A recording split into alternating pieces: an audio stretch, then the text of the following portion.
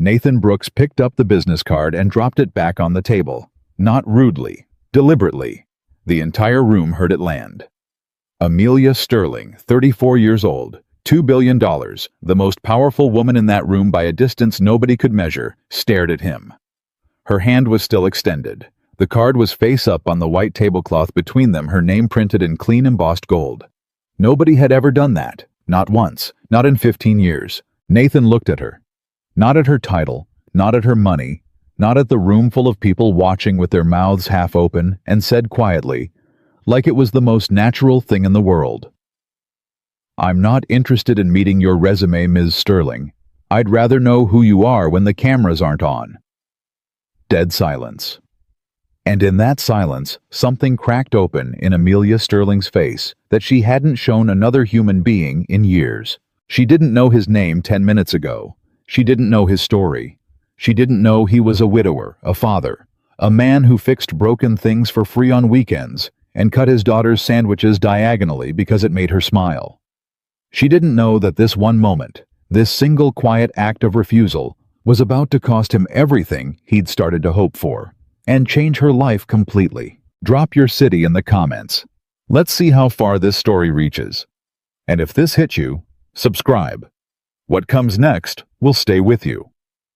The alarm went off at 4:47 in the morning, 13 minutes before it was supposed to. Nathan Brooks didn't curse at it. He didn't groan. He just opened his eyes in the dark, stared at the water stain on the ceiling above his bed.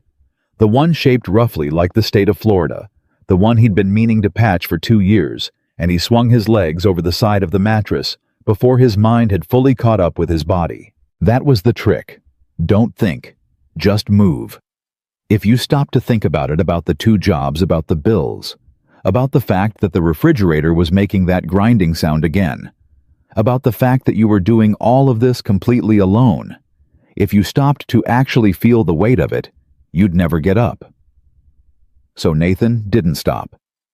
He never stopped. He pulled on his work clothes in the dark, jeans worn thin at the knees, a flannel shirt he'd had since his army days, washed so many times the plaid had faded to something closer to memory than color. Steel-toed boots that he laced up in the exact same order, left, then right, every single morning without thinking about it. He padded down the hall and stopped at Ellie's door. It was cracked open the way she always left it. She was 9 years old and still slept with the nightlight on a little plastic rocket ship that glowed soft orange, a gift from her second-grade teacher. And Nathan stood in the doorway for exactly 30 seconds, just watching her breathe. She was sleeping on her stomach, one arm hanging off the mattress, her dark hair fanned out across the pillow. She looked exactly like her mother when she slept, the same slight furrow between the brows, the same way her lips were barely parted, like she was about to say something important, but decided to keep it for herself. Nathan's chest tightened the way it always did. He pulled the door nearly shut again, not all the way, never all the way, and went downstairs to start the coffee. The first job started at 6. Maintenance crew for a mid-size office complex on the north side of Chicago. It was honest work, physical work, the kind of work that left your hands rough and your back sore and your mind blessedly quiet for a few hours. Nathan had been doing it for 3 years, since coming back from his second deployment and spending 8 months relearning how to exist in a world that didn't require him to be alert for incoming fire every 12 seconds. He was good at it, methodical, thorough. The building manager, a heavy-set retired cop named George Petrakis, called Nathan the most reliable man he'd ever employed, which Nathan took as the highest possible compliment, and George meant as a statement of pure operational fact. "You know what your problem is?" George told him once, handing him a coffee in the back office. "I've got several," Nathan said. "You think too much about other people, and not enough about yourself." Nathan had looked at him evenly. "That a problem?" George had shrugged. "Depends on the people." The second job started at 2 in the afternoon. Nathan drove across town to a Veterans Resource Center on the south side where he worked as a facilities coordinator 3 days a week, patching plumbing, rewiring outlets, fixing whatever broke in a building that ran on a budget that barely covered the electric bill. The other days he picked up shifts at whatever job sites needed an extra pair of hands. Construction mostly. He was a trained Army combat engineer. He knew how things were built and how they failed, and how to keep them standing longer than anyone expected. He made enough. Just enough. Just enough for the rent for Ellie's school lunches, for the car payments on a 12-year-old truck that he maintained with the same meticulous care he gave to everything else in his life. He had a budget. He tracked every dollar. He didn't complain about it. He didn't have time to complain about it. The letter arrived on a Wednesday. It came mixed in with the utility bill and a Chinese food menu and a birthday card for Ellie from his mother in Ohio. And Nathan almost threw it in the recycling without opening it, because the envelope had the kind of clean official look that usually meant someone wanted something from him. But the return address stopped him. Chicago Community Heroes Initiative Networking and Recognition Gala. He read the letter standing at the kitchen counter, still in his work boots, while Ellie sat at the table doing her homework and explaining in the detailed and slightly breathless way she explained most things, how she intended to build a working model of a water filtration system for her 4th grade science fair. "Dad, are you listening?" "Water filtration," he said, still reading. "4th grade. I'm listening. You're reading. I can do both." "No, you can't. Nobody can actually do both." He put the letter down and looked at her. "You're going to be a handful when you're a teenager." Ellie beamed like this was a compliment. "I know. What's the letter?" He held it up. "Someone thinks I'm a community hero." Ellie tilted her head. "You do fix things for free on weekends." "A lot of people do that." "Not really," she said, and went back to her homework with the calm certainty of someone who had thought about this more than she let on. Nathan read the letter again. The Chicago Community Heroes Initiative was, as far as he could tell, a nonprofit that organized an annual charity gala pairing what they called community champions teachers, veterans, first responders, nonprofit workers, with successful Chicago area business leaders for networking, mentorship, and fundraising. Nathan had been nominated by the Veterans Resource Center director, a woman named Carol Hutchins, who had apparently submitted a 3-page letter on his behalf describing his work in terms that made him deeply uncomfortable. He shows up, the nomination letter apparently said according to the summary in his invitation. He shows up when nobody's asking him to, he stays until the job is done, and he never once asks what's in it for him. That is rarer than people understand. Nathan folded the letter. He thought about the evening he'd need to take off. He thought about asking Mrs. Garza across the hall to watch Ellie. He thought about the suit jacket hanging in his closet, his wife's father's jacket given to him for the funeral, taken in twice at the waist, and whether it still fit. He thought about all the ways this was going to be awkward and uncomfortable, and not his kind of thing at all. Then he thought about Carol Hutchins writing 3 pages about him and what it would mean to her if he didn't go. He IRSVP'd the next morning. He didn't know anything about Amelia Sterling until 3 days before the event. It was George who told him in the tone of someone sharing classified information. "You know who's going to be at that thing," George said, leaning against the maintenance office doorframe. "Sterling. Amelia Sterling." "Should I know that name?" George stared at him. "Nathan. She was on the cover of Forbes 2 years in a row. She built the Lakewood district from scratch. She's 34 years old, and she's worth, I don't even know, they stopped counting at $2 billion. $2 billion. Nathan repeated the way you repeat a number that doesn't connect to anything real in your experience. "She does the charity circuit," George said. "Lots of these events. Shows up, takes a photo, writes a check, leaves. Sounds efficient. She doesn't usually stay long." Nathan nodded slowly. "That's fine. I probably won't either." George looked at him for a long moment. "You know, most guys in your position would be nervous about meeting a woman like that." "Why?" "Because she's a billionaire, Nathan. Because she could buy the building we're standing in right now and never notice the money was gone." Nathan picked up his toolbox.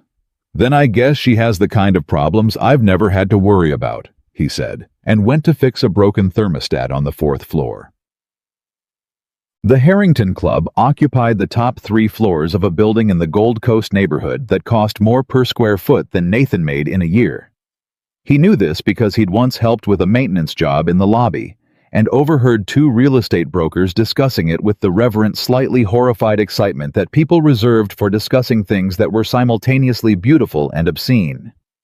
He arrived 15 minutes early, which was his habit. He gave his name to a woman with a tablet at the registration desk.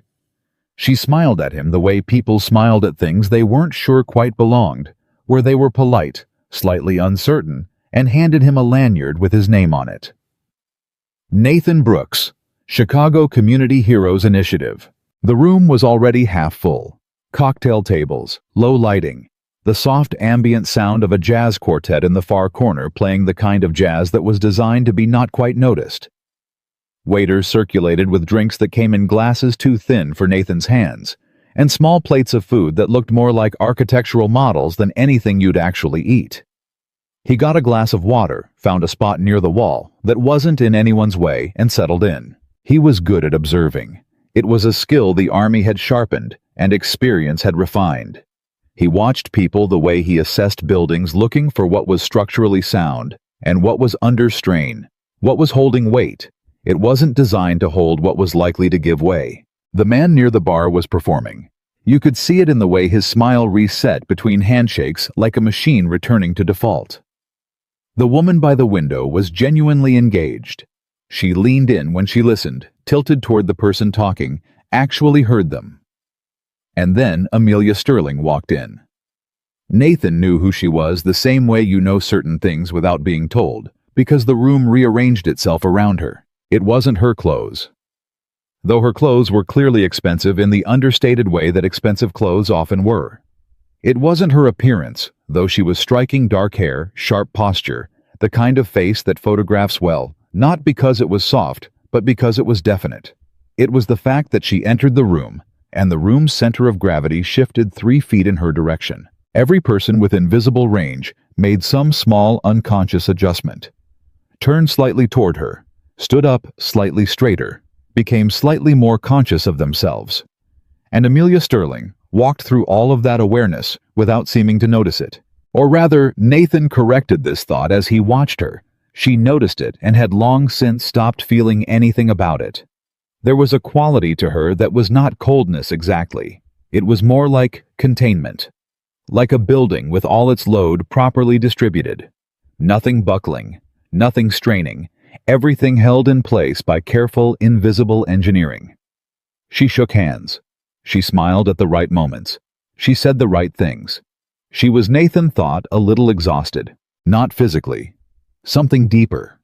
The kind of tired you get when you've been performing a version of yourself for so long that you can't quite remember where the performance ends. He recognized it because he'd felt something similar himself in the months after Sarah died, when he'd gone to work every day and answered every question about how he was doing with, "I'm fine, thank you."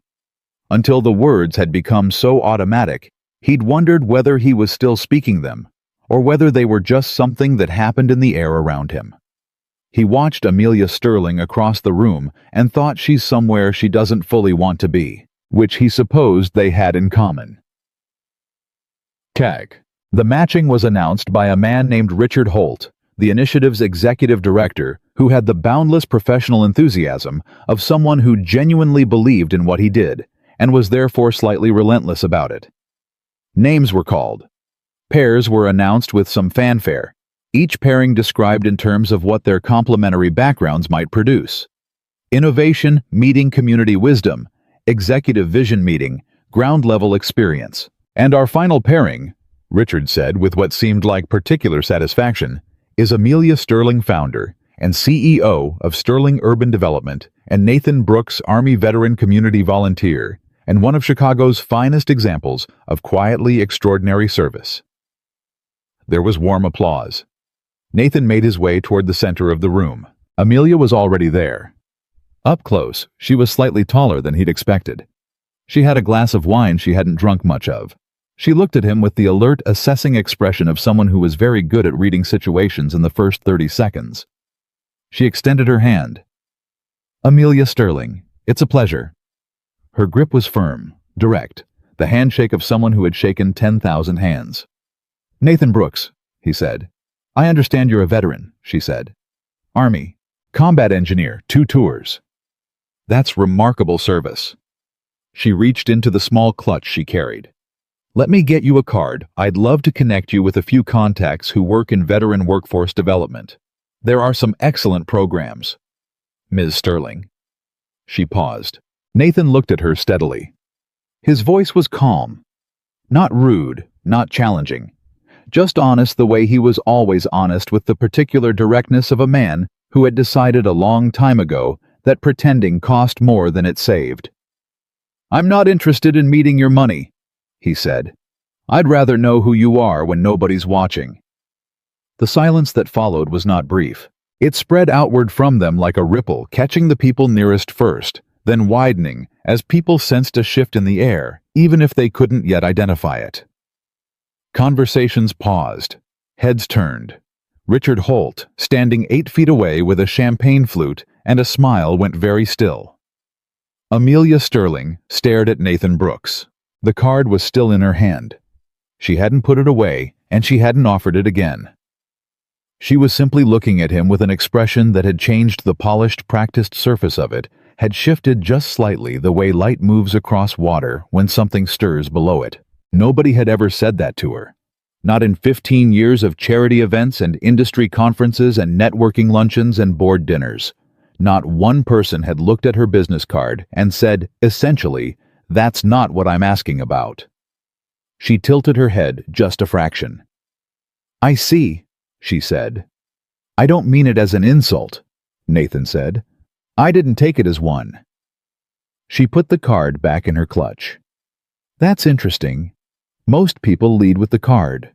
I know, but you don't seem like you need another contact. What do I seem like? Nathan considered her for a moment, not performing consideration, actually doing it the way he actually thought about most things before he said them. You seem like someone who's spent a long time being very impressive, he said, and maybe not a lot of time being known. The room around them had mostly resumed its ambient murmur, but the two of them stood in what felt like a separate, quieter space.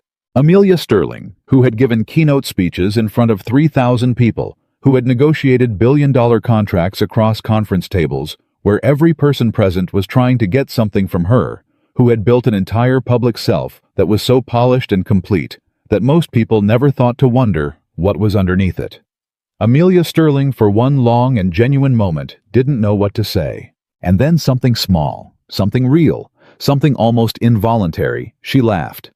Not the professional laugh, not the carefully modulated sound she deployed at industry functions. An actual laugh surprised out of her, brief and unguarded. You're not what I expected, she said. Nobody ever is, Nathan said. That's usually the point. She looked at him for another moment. Then she said, All right, Nathan Brooks, tell me something about yourself that isn't on your nomination form. And Nathan, who almost never talked about himself because it had always seemed like a way of taking up space that belonged to other people, actually had to think about this for a second. I make my daughter's lunch every morning, he said finally. She's 9. She won't eat the cafeteria food. I cut her sandwiches diagonally because she says they taste better that way. And I know that's not scientifically possible, but I do it anyway because it makes her happy. He paused. I don't know why I told you that. Amelia Sterling's expression shifted again. Something in it softened in a way that had nothing to do with professional warmth. I think you told me that, she said quietly, because it's actually who you are. Nathan looked at her. Yeah, he said. It is. They talked for 47 minutes. Nathan knew this because he was aware that Mrs. Garza expected him back by 9:30 to relieve her, and he was tracking the time, the way he always tracked time, with the background awareness of a man who had approximately 93 more things to do before he slept. They talked about Chicago, about what it was and what it could be and what it kept refusing to become. Amelia talked about the South Side neighborhoods she'd grown up reading reports about, the ones that showed up in statistics as abandoned, depleted, lost, and the anger she'd felt as a young architecture student when she'd realized that most urban renewal was designed to move poor people out rather than build communities up. Nathan talked about what he actually saw on the ground week after week in the neighborhoods where he volunteered the particular way a block could hold itself together through nothing but the stubbornness of the people who decided not to leave. The way a single functioning rec center could anchor an entire area's sense of itself, the way money could flow into a neighborhood and miss everything that actually mattered by 6 inches. Amelia listened. That was the thing Nathan noticed. She didn't listen the way executives sometimes listened, with one eye on the room and a response already loading. She listened the way you listen when something actually interests you, when you're actually taking it in rather than waiting for your turn. "You've thought about this a lot," she said. "I live in it," Nathan said. "That's different from thinking about it." "Yes," she said quietly. "It is." A waiter appeared with champagne. Amelia took a glass reflexively. Nathan shook his head. "You don't drink?" she asked. "I drink sometimes. Right now I need to be somewhere by 9:30, and I have a 30-minute drive." "Where?" "Home," he said. "My daughter has a babysitter."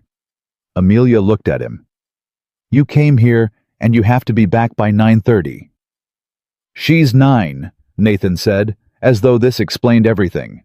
Which to him it did. Something passed across Amelia Sterling's face. Not pity, he would have registered pity, and closed off immediately the way he always did. This was something different, something more like recognition. "You're raising her alone," she said. It wasn't a question. Her voice was careful with it the way you're careful with things that have weight. "Yeah." "How long?" 4 years. He said it the way he always said it. Steady. Factual. Not inviting pity, not deflecting it either.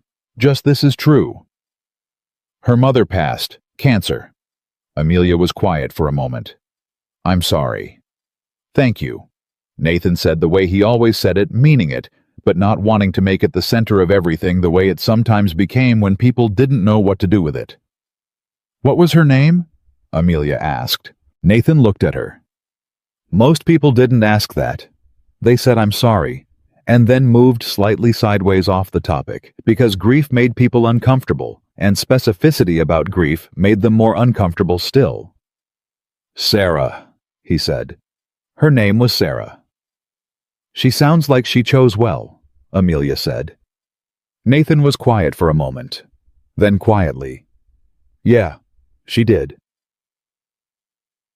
He left at 9:14. He shook Amelia Sterling's hand again at the door, and she held it a moment longer than the professional half-second, and she said, "I hope we see each other again, Nathan Brooks." "Chicago's not that big," he said. He meant it as just something to say, a polite exit, but driving back across the city, watching the lights blur against the windshield, he found himself replaying the conversation in a way he hadn't replayed a conversation in a very long time. Not the impressive parts of it. Not the parts where she'd talked about her work or her company. The part where she'd laughed. The part where she'd asked Sarah's name. The way she'd said she chose well, like she genuinely meant it, and wasn't calculating anything. He pulled into his parking space. He sat in the truck for 30 seconds longer than he needed to. Then he went upstairs to relieve Mrs. Garza and check that Ellie was asleep, and stood in his daughter's doorway in the orange glow of the rocket ship nightlight, and thought about how strange it was that a room full of 100 people he had nothing in common with had produced one conversation that felt more honest than most of the ones he had in a month. He didn't think much about Amelia Sterling's money. He thought about the way she'd looked when she laughed, like she'd forgotten, just for a second, to be careful. Ellie was eating cereal at the kitchen table the next morning when Nathan came downstairs with his keys. "How was the thing?" she said. "Fine." "Did you meet anyone interesting?" Nathan thought about it. "Yeah," he said. "Actually?" Ellie looked up from her cereal with the particular alertness of a child who had inherited her father's ability to read the weight of a word. "Who?" "Someone who builds things," Nathan said. "Buildings, neighborhoods." Ellie considered this. "Like you." Nathan looked at his daughter. "Sort of," he said. "Different kind of building." "But she builds things," Ellie said, because she had also inherited her mother's particular precision about pronouns. Nathan picked up his keys. Yeah, Elle, she does. Ellie went back to her cereal, the small smile at the corner of her mouth entirely her own. He didn't expect to hear from Amelia Sterling again. He'd meant what he said. Chicago wasn't that big, and their worlds had genuinely intersected for one evening, and that happened. It was fine. It had been a better evening than he'd expected going in. The text came 4 days later. It was a Thursday. He was on a ladder replacing a ventilation panel in the Veterans Center when his phone buzzed in his pocket. He came down, checked it. Nathan, this is Amelia Sterling. I got your number from Carol Hutchins. I hope that's all right. I'm going to be walking through the Harding Avenue area on Saturday morning with my site team. Something you said has been on my mind. Would you be willing to come? No agenda. Just looking. He read it twice. He thought about Saturday morning. He had a volunteer shift at 10. He could be in the Harding Avenue area by 8. He thought about what she'd said, no agenda. Just looking. He typed back, 8 a.m. works. I know a good place to get coffee on the way. 3 minutes passed. Perfect. I'll be there. He went back up the ladder. The ventilation panel wasn't going to replace itself, but he was aware climbing back up of something he hadn't felt in a long time. Something that didn't have a specific name. Something lighter than usual, moving somewhere just below his ribs. He ignored it the way he ignored most things that didn't have a practical application. It came back on Saturday anyway, when he pulled his truck to the curb on Harding Avenue at 7:58 in the morning, and Amelia Sterling was already there. No driver, no assistant, no entourage, standing on the sidewalk in jeans and work boots, holding 2 cups of coffee, looking up at the corner building with an expression that had nothing professional in it. Just someone looking at something and thinking hard about what it could become. She heard his truck door and turned. You beat me here, he said. I'm always early, she said. So am I. She held out a coffee. I guessed black. He took it. Good guess. They stood together on the sidewalk looking at the block, at what was there and what wasn't, at the buildings holding on and the gaps where buildings used to be, at the corner store and the boarded church and the 3 kids on bikes at the far end who stopped to watch them for a moment and then rode on. Tell me what you see, Amelia said. Nathan looked at the block for a moment. Then he started talking. And Amelia Sterling listened the way she'd listened at the gala, like she was actually taking it in, like it was actually changing something in how she understood the world, like she had come here not to confirm what she already thought, but to learn something new. The coffee went cold before either of them finished it. Neither of them noticed. 2 strangers. 2 wounds they'd both learned to carry in silence. 2 lives that had turned without warning toward each other on a sidewalk in Chicago on an ordinary Saturday morning. Neither of them knew yet what was coming. Neither of them knew that the real test, the one that would cost everything, hadn't even begun. The Saturday morning on Harding Avenue became a habit neither of them planned. It wasn't a date.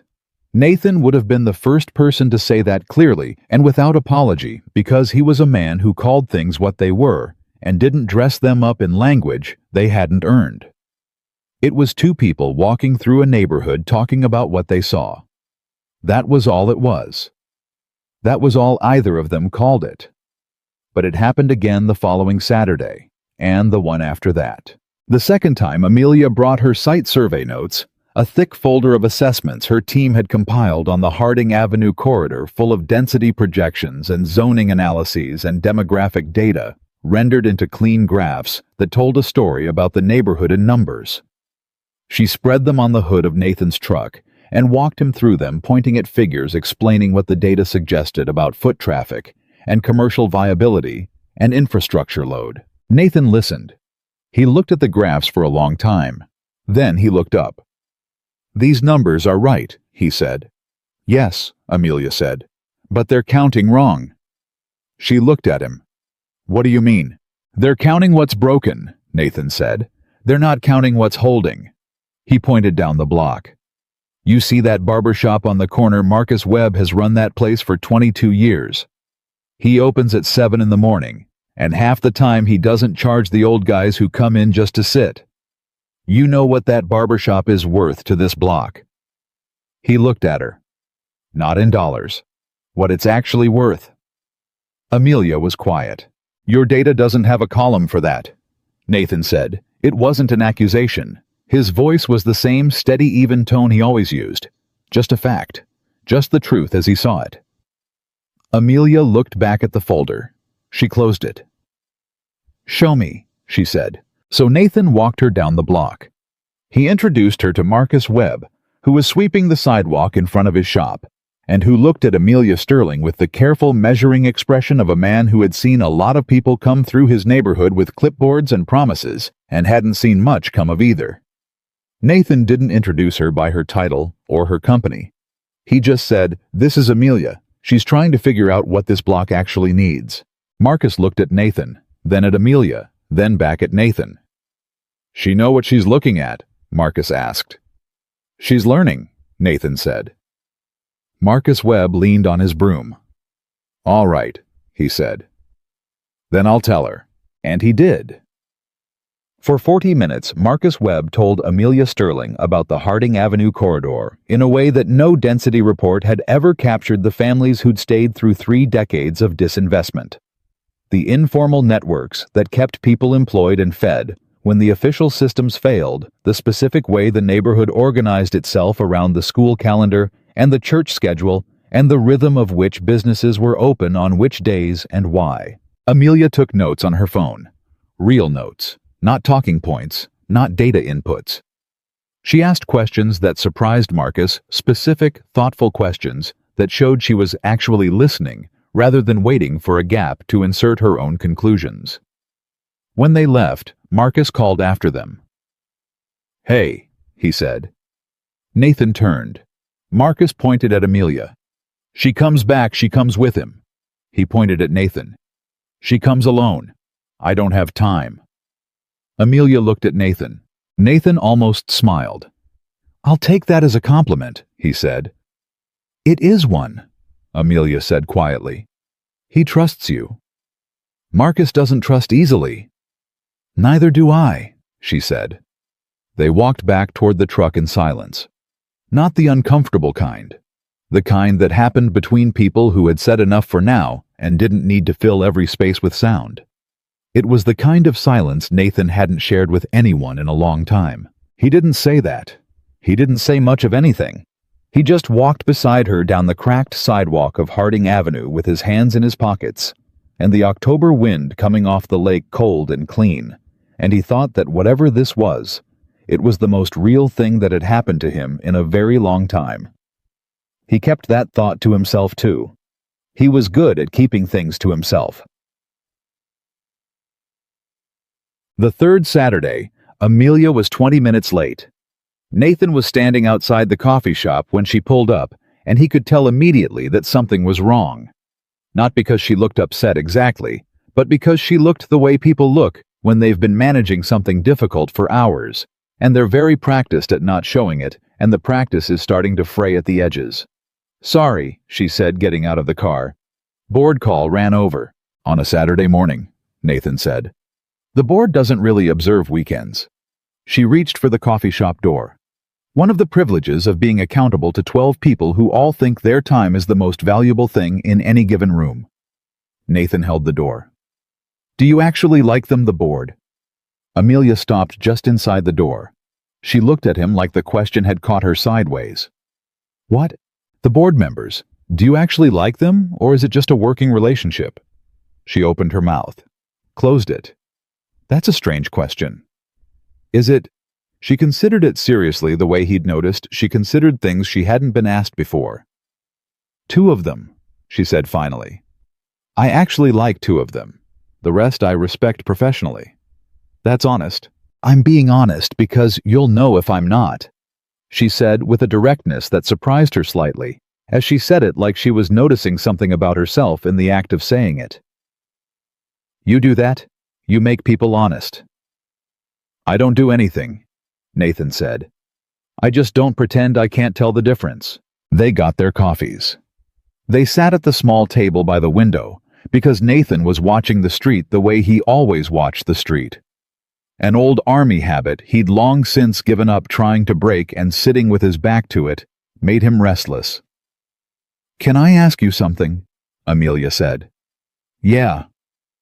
"How do you do it?" He looked at her. "Do what?" "All of it." She wrapped both hands around her cup. "2 jobs. Ellie, the volunteer work. The way you show up for everyone around you." She paused. "Where do you put the hard parts?" Nathan was quiet for a moment. This was the question he didn't get asked. People asked how he managed meaning logistically. How did the schedule work? How did he handle childcare? What was the financial picture? They asked the structural question because the structural question was easier. The question Amelia had just asked was the real one, and most people didn't ask the real one. "I don't put them anywhere," he said. "I just carry them." "That sounds exhausting." "It is," he said simply. "But the alternative is putting them down, and I can't do that. Ellie needs me to be standing up, so I stand up."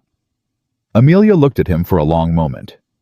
"Does it ever get lighter?" "Some days," Nathan said. "The days when Ellie does something that would have made Sarah laugh, those days it's heavier. Other days I go a few hours without counting what's missing. Those days are lighter." He turned his coffee cup in his hands. "It's not linear. That's the thing nobody tells you. People think grief moves in one direction, but it doesn't. It circles." Amelia's hands tightened slightly around her cup. "My fiancé died 8 years ago," she said. Nathan went very still. She wasn't looking at him. She was looking at the table, and her voice had the particular quality of someone saying something they rarely said out loud, measured, controlled, but with something moving underneath it that the control couldn't entirely contain. "Car accident," she said. "His name was Daniel. He was an architect. We'd been engaged for 7 months. She paused. I'd been building the company for 2 years at that point. 60-hour weeks, investor meetings, everything. He used to say I was building Chicago one argument at a time. A brief silence. After he died, I just kept building. It was the only thing I knew how to do. It was the only place where I could be productive with the pain instead of just sitting in it. Nathan didn't say I'm sorry. He'd already said it once the night of the gala. Saying it again would be a way of closing the door she'd just opened, and she hadn't opened it for sympathy. She'd opened it because she was telling him something true. What was he like? Nathan asked. Amelia looked up. Again that same slight surprise, the same thing that had happened when he'd asked Sarah's name. The question behind the obvious question. He was the kind of person who remembered things, she said. Small things. He'd remember that you'd mentioned 3 weeks earlier that you were nervous about something, and he'd ask about it on the right day. Not in a calculated way. He just paid attention. She shook her head slightly. I have a staff of 43 people, and I do not know the names of most of their children. Daniel would have known every single one. That's not a character flaw, Nathan said. That's just a different set of priorities.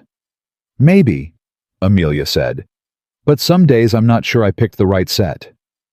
Nathan looked at her. You picked the set that got you through, he said. That's not the same as wrong. She looked at him for a moment. You're very good at that, she said softly. At what? Saying the thing that's true and kind at the same time. Most people can only manage one. Nathan didn't have an answer for that. He wasn't used to being seen clearly and told about it directly. It made him feel slightly exposed in a way that wasn't entirely uncomfortable, just unfamiliar, like a room he'd never been in before, finding out the proportions were different than he'd expected. He looked back out the window. Tell me more about the Harding project, he said.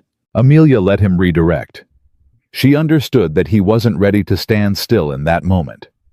She filed it away the way he deflected the personal with the practical, the way kindness embarrassed him slightly, the way he used other people's problems as an exit from his own, and she let it go for now.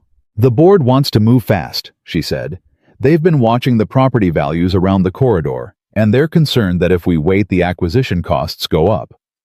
There's pressure to commit to a framework by the end of Q1. What framework? Mixed-use development. Retail on the ground floors, residential above. Market rate. She paused. Premium market rate. Nathan was quiet. The projection models are strong, she said. The ROI timeline is actually shorter than most of our previous projects. I'm sure it is, Nathan said. Something in his tone made her look at him. But, I didn't say but. You were thinking it. He looked at her. Premium market rate on Harding Avenue means the people on Harding Avenue can't afford to stay on Harding Avenue. That's not necessarily Amelia. His voice was quiet, just her name, but it stopped her. You walked that block with me. You talked to Marcus. You heard what he told you about the families who've been there for 30 years. He paused. What happens to Marcus's barber shop when the rent triples? She didn't answer. And the woman 3 blocks over, Rosa Mendez, you talked to her for 20 minutes last week about her daughter's after-school program. What happens to that program when the building it runs out of gets bought and converted? The development would include community amenity spaces. Amenity spaces, Nathan repeated. Not sarcastically, just carefully, like he was making sure he was hearing it right. That's what you'd call it. Amelia put down her coffee cup. I know how it sounds. How does it sound? Like I'm doing exactly what every other development company does, dressed up in better language. She said it flatly, without self-pity, which was one of the things Nathan had noticed about her. She was capable of honest self-assessment when she chose to apply it. She just didn't always choose to. I know. Then what are you going to do about it? She looked at him. The board. I didn't ask about the board, Nathan said. I asked what you're going to do. The silence between them had a different quality than the earlier one. This one had weight in it. Amelia picked her coffee cup back up. She held it in both hands and stared at it and said nothing for a long moment. I don't always get to make the call alone, she said finally. No, Nathan said. But you get to make the case, and you know what the right case is. She looked at him. You don't pull punches. I don't see the point. You're smart enough to handle the truth. He paused. And you care enough to be bothered by it. You wouldn't be here on a Saturday morning if you didn't. She held his gaze. Something in her jaw tightened slightly, the almost invisible sign he'd learned that she was feeling something she wasn't sure how to process. I need to think, she said. Yeah, Nathan said. You do. They finished their coffee. They walked the block. They talked to 3 more residents. Amelia took more notes and asked more questions and listened in the same way she always listened when she was actually listening, which was differently than she listened when she was just being polite, and the difference was visible to anyone paying attention. Nathan paid attention. He always paid attention. 2. Ellie met Amelia on a Sunday in November, which was not planned, and which Ellie subsequently described to her classmates as the most interesting thing that happened to my dad in years, which Nathan found out about secondhand and chose not to address directly. It happened because Nathan had told Ellie he needed to drop something off a set of community survey responses he'd helped compile for a nonprofit that was sharing data with Sterling Development. He'd intended to leave them with the front desk of Amelia's building. What happened instead was that Amelia was in the lobby when they arrived, coming back from a Sunday site visit, and she saw Nathan through the glass and pushed through the door before he'd gotten out of the truck. Ellie was in the passenger seat. You brought company, Amelia said, looking through the open window at Ellie with genuine surprise. Ellie looked at Amelia with the unfiltered assessment of a 9-year-old who had not yet learned to pretend she wasn't evaluating someone. Are you the lady that builds things? She said. Ellie? Nathan said. What? That's what you called her. Amelia looked at Nathan with an expression that was almost a smile. That's what he called me. He said you build neighborhoods, Ellie said. Which is different from buildings. Buildings are easier. Neighborhoods are about people. Amelia blinked. She looked at Ellie for a moment. That is exactly right, she said. Did your dad tell you that? No, Ellie said. I thought of it myself. There was a brief silence. Ellie, Nathan said, this is Amelia. I know, Ellie said. She stuck her hand out the window with the formality of someone who had been taught that handshakes mattered. It's nice to meet you. Amelia shook her hand with complete seriousness. It's very nice to meet you, Ellie. Dad says you walk around looking at broken things. That's one way to describe it, Amelia said. He does that too, Ellie said. On weekends, he fixes them after he looks at them. She looked at Nathan. Do you fix the same ones she's looking at? Nathan opened his mouth, closed it. Not exactly, he said. But sort of, Ellie said as a statement, not a question, and went back to whatever she'd been reading in her lap with the breezy certainty of someone who had gathered everything she needed from an interaction and was ready to move on. Amelia stepped back from the window. She looked at Nathan with the full-on, undisguised version of the smile she usually kept banked. She's extraordinary, she said quietly. She's terrifying, Nathan said. She's been like that since she was 4. She sounds like her father. She's smarter than her father. I believe that, Amelia said, and the way she said it, warm and direct and without a single layer of qualification, made Nathan look away for a second and find something across the street that needed studying. He handed her the folder. Their fingers overlapped on the edge of it for a fraction of a second. Neither of them said anything about it. I'll call you about the survey data, she said. Sounds good? He said. She took a few steps back toward the building, then stopped and turned around. Nathan. He looked at her. For what it's worth, she said. She's the best thing about you. Nathan was quiet for a beat. Yeah, he said. I know. He got back in the truck. Ellie watched Amelia walk back into the building, then turned to her father. I like her, Ellie announced. Good, Nathan said. She looked at you like she was actually seeing you, Ellie said. Not like most people who look at you and just see the tired part. Nathan started the truck. When did you get old enough to notice things like that? I've always noticed things, Ellie said. You just don't always ask. He pulled out of the parking spot and didn't say anything for a half block. Dad. Yeah. It's okay, you know, Ellie said. If you like someone. Her voice was careful in a way that was both adult and 9 years old at the same time, like she was choosing every word with a precision that was unfamiliar and a little effortful. Mom would want you to. The truck stopped at a red light. Nathan stared at the light for the full 30 seconds it took to change. I know Elle, he said quietly. I'm just saying, Ellie said, and picked up her book. The light changed. Nathan drove. Temne. It was the 3rd week of November when the thing happened that changed the temperature of everything. Nathan was finishing a late shift at the Veterans Center when Carol Hutchins, the director, the one who'd written the nomination letter, appeared in the doorway of the electrical room with her coat still on and a look on her face that Nathan had learned to recognize as the one she wore when something was wrong and she wasn't sure how to say it. Have a minute, she said. Always, he said. He put down his tools.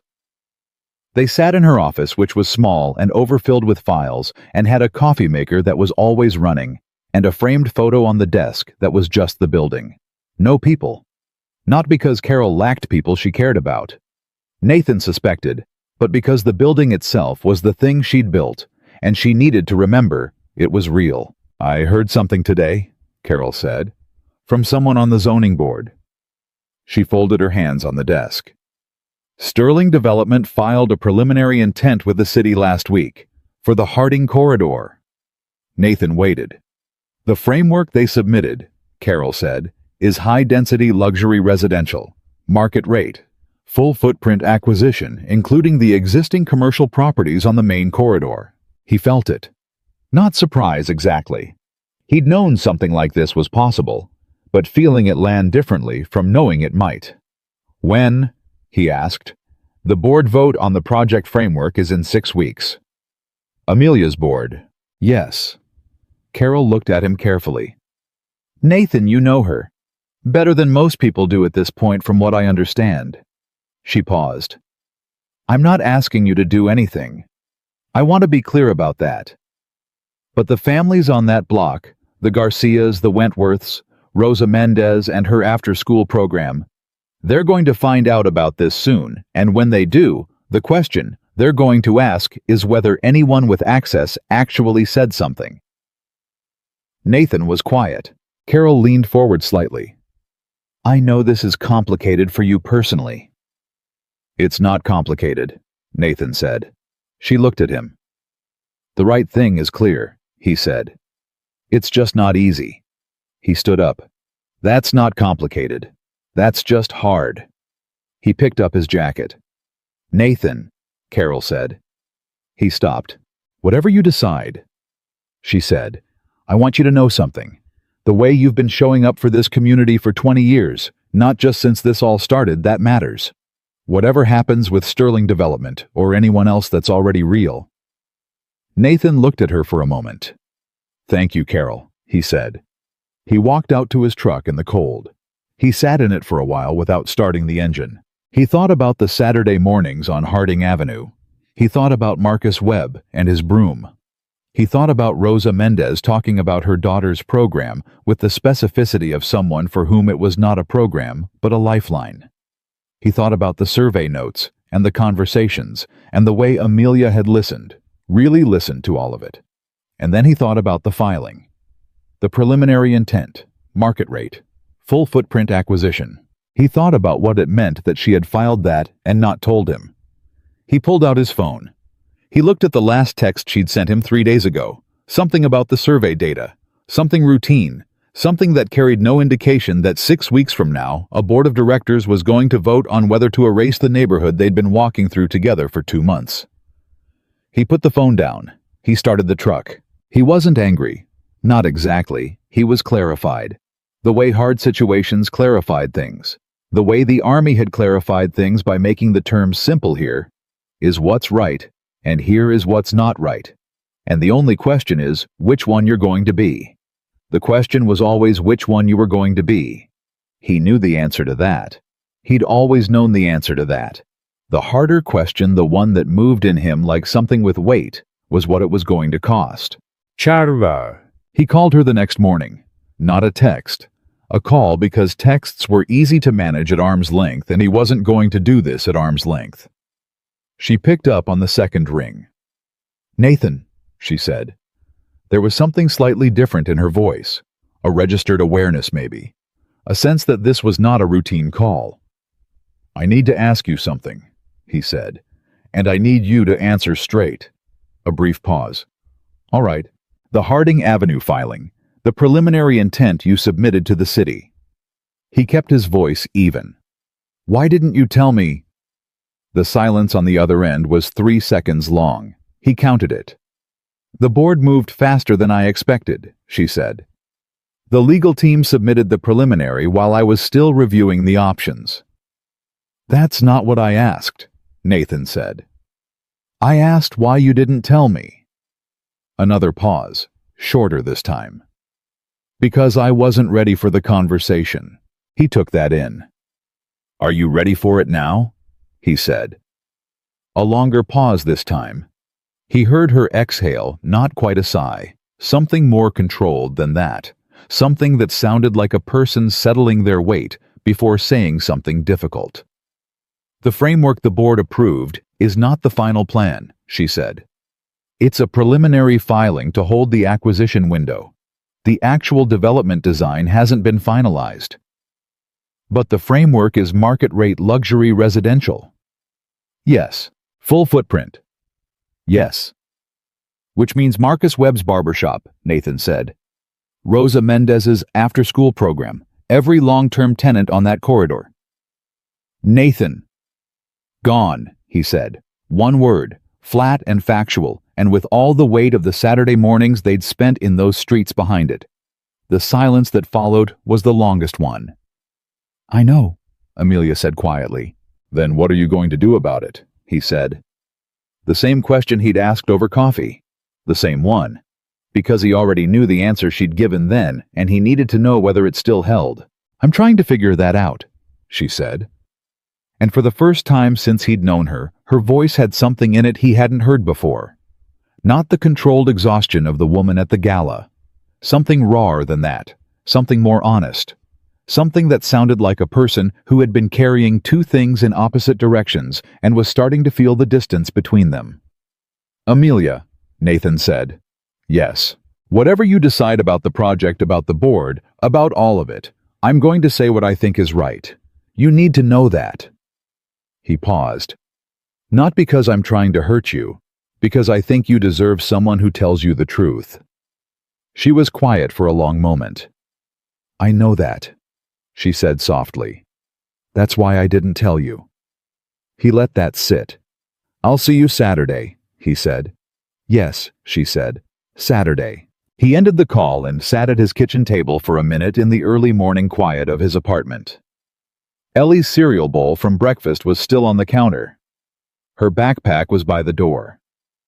The rocket ship nightlight, she'd brought it downstairs for some reason and left it on the kitchen shelf, glowed soft orange in the gray November light.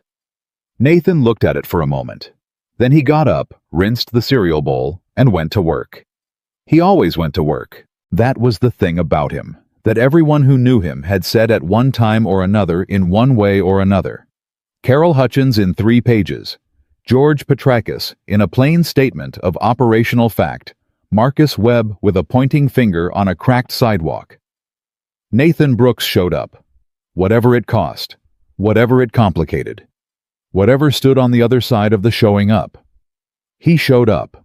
And in 6 weeks, in a boardroom full of people who measured everything in return on investment and acquisition timelines and premium market positioning. Nathan Brooks was going to show up there too. He didn't know yet exactly what he was going to say. He knew it was going to change everything. The 6 weeks between that phone call and the board meeting were the strangest 6 weeks of Nathan Brooks's life. And that was saying something because he had spent 14 months in a combat zone and 4 years learning to be a father and a widower at the same time. The strangeness wasn't loud. It didn't announce itself.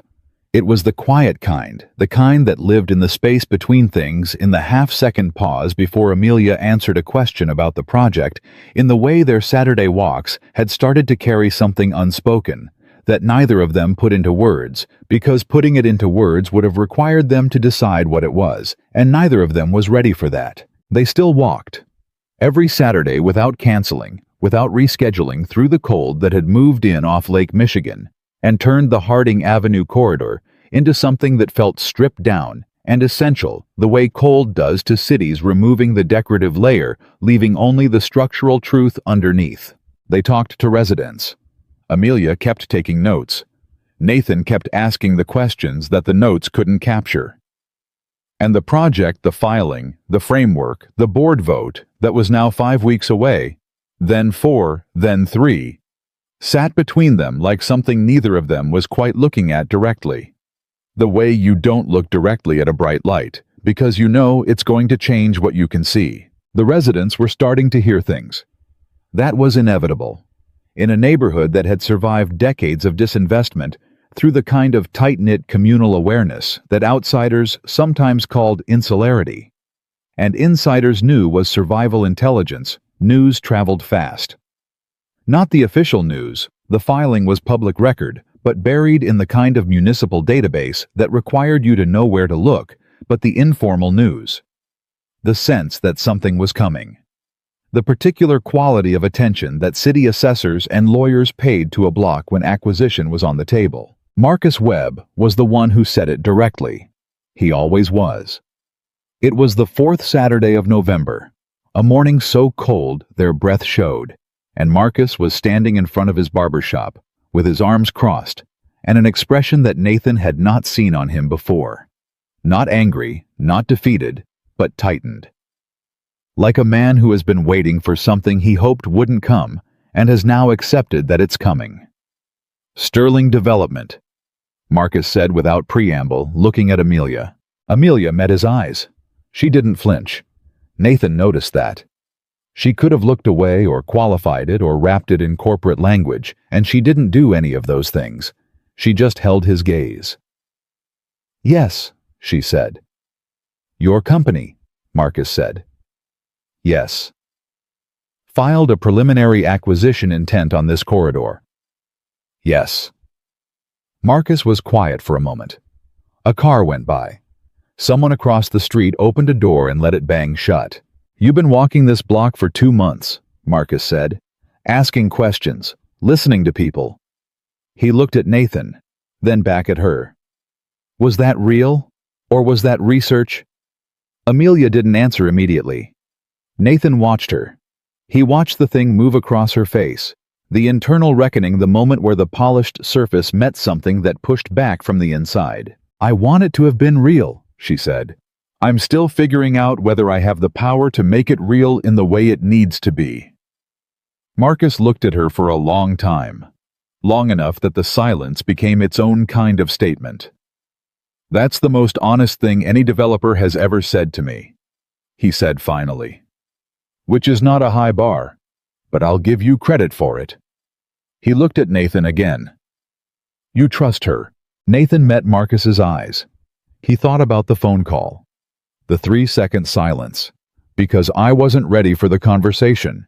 He thought about the way she'd said, I know, when he'd laid out what the full footprint acquisition meant for the people on this block. Not defensively, not with qualifications, just I know. I trust her intentions, Nathan said carefully. The intentions are real. Intentions, Marcus repeated. Yeah, Nathan said. Intentions aren't the same as outcomes, but they're where outcomes start. Marcus looked between them. Then he uncrossed his arms. I'm going to stay open as long as I can, he said. 22 years. I'm not going anywhere without a fight. He pointed at Amelia. You should know that.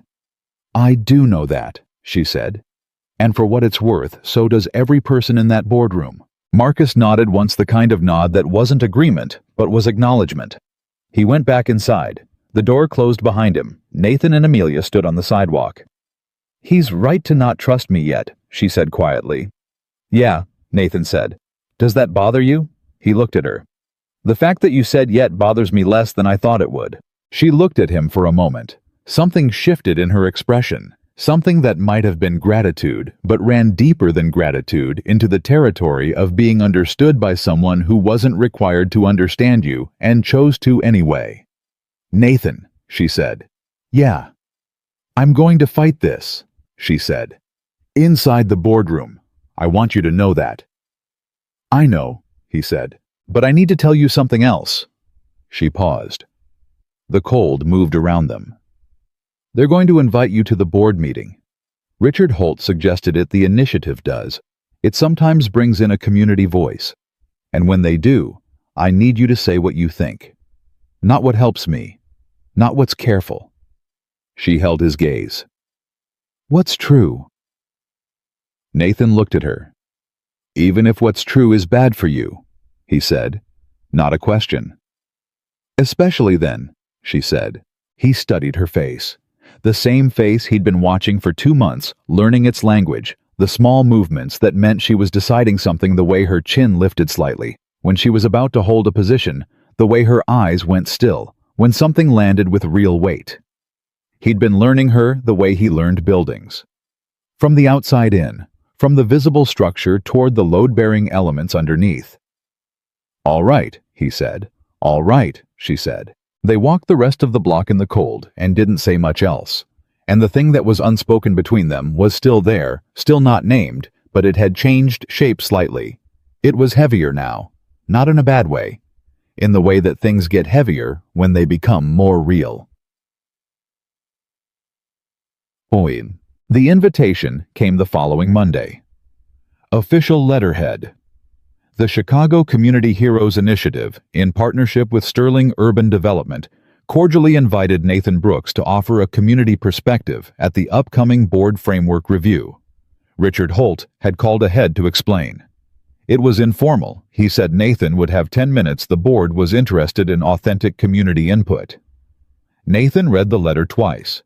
He called George Petrakis. I need your honest opinion, Nathan said. On what? If you were in a room with a board of directors about to vote on something that was going to hurt a lot of people, and you'd been asked to speak, what would you say? George was quiet for a moment. What you think is right. What if what I think is right hurts someone I care about? A pause. Then you say it anyway and trust that if they're worth caring about, they'll understand why. Nathan was quiet. This about the Sterling woman? George asked. It's about a neighborhood, Nathan said. It's about both, George said, and you know it. A pause. Nathan, you've never once done the thing that was easy instead of the thing that was right. Your whole life is evidence of that. Don't change it now because someone has nice eyes. Nathan exhaled. I didn't say anything about her eyes. You didn't have to, George said. I've known you for 3 years. You don't call me for opinions. You already know what you're going to do. You're just telling me about it.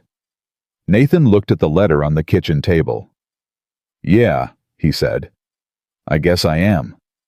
He RSVP'd the next morning. He didn't tell Amelia he was going until 3 days before. He texted her. Short, direct. I'll be at the board meeting Thursday. You should know. She called him within 4 minutes of the text. I know, she said immediately. Richard told me. I'm glad. You're glad. Yes. Her voice was careful, but certain. I meant what I said on Harding Avenue. I need someone in that room who'll say what's true. Amelia. He paused. I'm going to argue against the framework. Silence. I know, she said. I'm going to tell them exactly what full footprint acquisition means for the people on that block. I'm going to put names to it. Marcus Webb, Rosa Mendez, the Garcias. I'm going to make it specific, and I'm going to make it real, and I'm going to make it very difficult to vote yes with a clear conscience. She was quiet for 4 seconds. He counted. I know, she said again. Her voice was the same. Not brittle, not hurt. Something more complicated than either of those. Nathan, I need to ask you something. Ask. Whatever happens in that room, she said.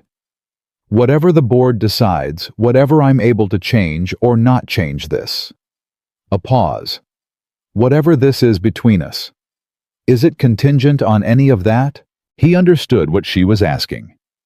She was asking whether his presence in her life the Saturday mornings, the coffee, the conversations that had become the most honest ones either of them had had in years, whether any of it was conditional on her making the right call. Whether he was there because she was on the right side of this, or whether he was there because of who she was, it was the most vulnerable thing she had asked him. And she'd asked it plainly, without protective language which told him how much it had cost her to ask. No, he said. It's not contingent. A breath, almost inaudible. Okay, she said. But Amelia. Yes. The people on that block deserve someone who fights for them in that room, he said. And I think that person exists. I've watched her for 2 months. The silence that followed wasn't the uncertain kind. It was the kind where someone is deciding to let something matter. To let it through instead of managing it at arm's length. Thursday, she said. Thursday, he said. Sterling Development's boardroom occupied the 32nd floor of a building in the Loop that Amelia had moved into 4 years earlier when the company crossed a threshold that required either a bigger space or the acknowledgement that the growth wasn't stopping. It was a clean room, long table, good chairs, a wall of windows that looked north toward a skyline that Amelia had spent 15 years helping to shape. The room held 12 board members, 3 senior executives, 2 legal advisors, and on this particular Thursday morning in December, 1 man in a borrowed suit jacket who had driven across town in a truck with a cracked windshield and found parking 4 blocks away because the building's garage rate was more than he made in a morning. Nathan arrived 7 minutes early. The receptionist, a young woman named Priya, who had the particular alertness of someone used to managing the difference between people who belonged in a room and people who thought they did, looked at his name on the visitor list and said, Mr. Brooks, Ms. Sterling asked me to let you know she's running 2 minutes behind. Can I get you coffee? No, thank you, Nathan said. He sat in the chair she indicated and waited. He was not nervous. Or rather, he was aware of a particular quality of readiness that other people sometimes called nervousness, but that he thought of differently. It was the same thing he'd felt before operations in the army. Not fear, calibration. The body getting itself ready to do something that mattered. He was looking at the city through the lobby windows when Amelia came through the elevator. She was in full board meeting mode, the contained, structured version of herself, the one with perfect posture and the quality of complete composure that he'd identified at the gala as careful engineering. She was wearing a dark jacket, and she was carrying a tablet, and she moved with the particular economy of someone who had a lot to do and was not wasting motion. But she saw him, and something shifted. Just slightly. The engineering loosened 1 degree. "You're early," she said. "I'm always early," he said. Same thing he'd said on Harding Avenue the first morning. Something moved in her expression, quickly. "How are you?" "Ready," he said. She looked at him for a moment. "The board knows you're here to offer a community perspective. They're expecting polite." She paused. "I want you to know that whatever you say in there, I'm not going to signal anything to you. I'm not going to give you a look or a nod. You say what you need to say without looking at me to check whether it's okay." "I wasn't going to check," Nathan said. "I know," she said. "But I wanted to say it anyway." She looked at him for one more second. Something in that look was not boardroom and not composed and not Amelia Sterling, founder and CEO. It was just a person looking at another person and wanting to say something she wasn't going to say. Not now. Not here. "Thank you for being here." "Thank you for asking me," he said. She walked ahead of him into the conference room. The 12 board members of Sterling Urban Development ranged in age from 41 to 73 and had in aggregate more money than Nathan could meaningfully conceptualize, and more confidence in that money's judgment than was, in his opinion, entirely warranted. He assessed them the way he assessed everything, quietly from the outside in, looking for what was load-bearing and what was decorative. 2 of them he liked immediately. A woman named Dr. Sylvia Park, who had the alert eyes of someone who was actually thinking rather than waiting, and a man named James Okafor, older, quieter, who sat back from the table a few inches in a way that suggested he'd spent a lot of time in rooms like this watching the dynamic before deciding which way he was going to push it. 3 of them he was already certain were going to be the problem. The loudest was a man named Warren Halstead, 60-something, silver hair. The particular aggressive confidence of someone who had been the smartest person in most of the rooms he'd been in for 40 years, and had never quite updated his assessment to check whether that was still true. He wore his suit like it was armor, and he looked at Nathan the way people sometimes looked at him in rooms like this, the polite, assessing look that was trying to figure out why he was there and whether he could be efficiently dismissed. Nathan had been looked at like that before, by superior officers who'd revised their assessment after 6 months, by contractors who doubted his expertise until the building held. It didn't rattle him. It clarified him. Richard Holt from the initiative opened with a brief explanation of the community engagement component, the partnership program, Nathan's nomination, his background.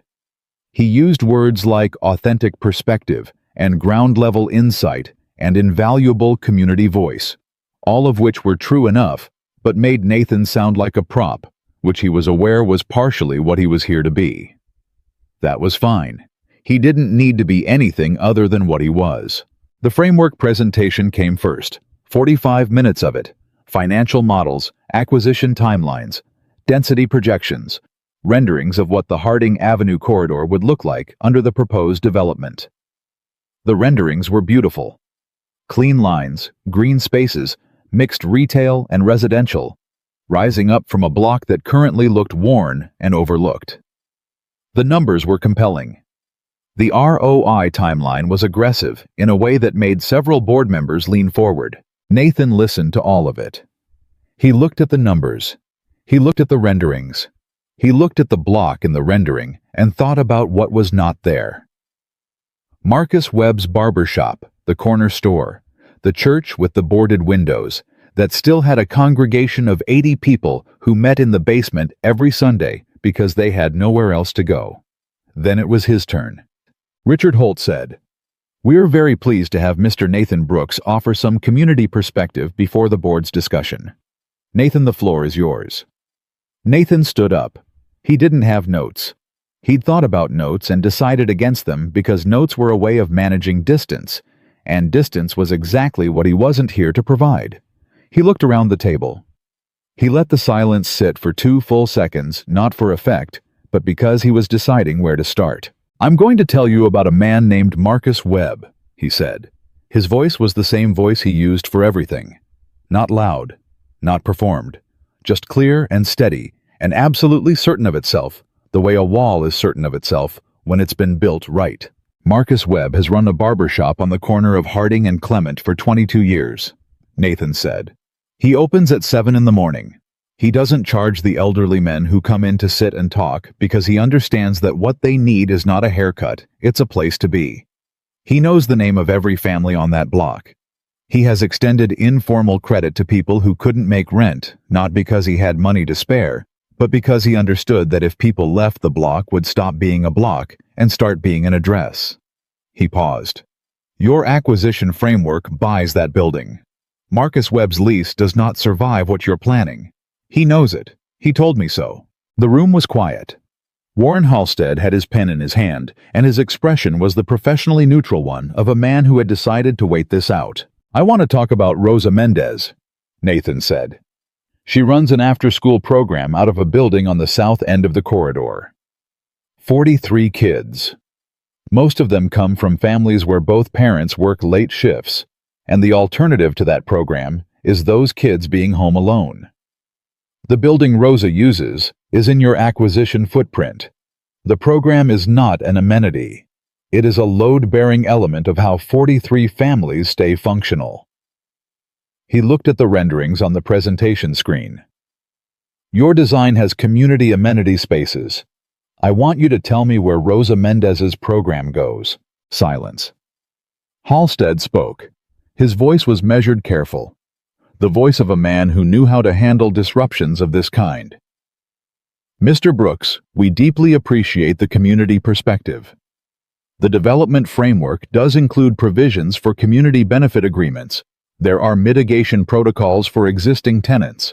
With respect," Nathan said, and he said it the way he said everything, without aggression and without apology, and with an absolute absence of the deference Halstead was accustomed to receiving from people in Nathan's position in rooms like this. "Mitigation protocols are not what I asked about. I asked where Rosa Mendez's program goes." Halstead blinked. Dr. Sylvia Park, the woman Nathan had assessed correctly from the beginning, made a note on her pad. Nathan looked at the room. He looked at Amelia, who was sitting 3 seats down from the head of the table, and he did exactly what she'd asked him to do. He didn't check with her. He didn't look for permission or approval or any signal about whether to keep going. He looked at her for 1 second, just long enough to know she was there, and then he looked back at the board. "I'm not here to tell you this development shouldn't happen," he said. "I'm not opposed to investment in that neighborhood. The neighborhood needs investment. It has needed investment for 30 years, and the absence of it has cost real people real things that no study has fully added up, because some of what it costs doesn't show up in data." He put his hands flat on the table. "I'm here to tell you that what you build matters as much as that you build. That a neighborhood is not a site. It is a living system with a history and a logic and a set of relationships that took decades to form, and if you clear it and build something profitable on top of where it used to be, you haven't developed a community. You've replaced one." The room was very quiet. Halstead was no longer neutral. His expression had moved into the territory of a man whose patience was thinning. "Mr. Brooks, with all due respect, the financial modeling on this project represents—" "I understand the financial modeling," Nathan said. "I've seen it. The numbers are correct." He looked at Halstead directly. "Numbers are easy to make correct. You choose what to count." He let that sit for a beat. "You're not counting Marcus Webb's 22 years. You're not counting Rosa Mendez's 43 kids. You're not counting what it means to a neighborhood when the people who held it together for 30 years are pushed out so that people who can pay $3,000 a month for an apartment can move in. That cost doesn't show up in your model because you didn't put a column for it. Halstead leaned forward. What you're describing is sentimentality, Mr. Brooks. In a business context, no, Nathan said. His voice didn't rise. It didn't need to.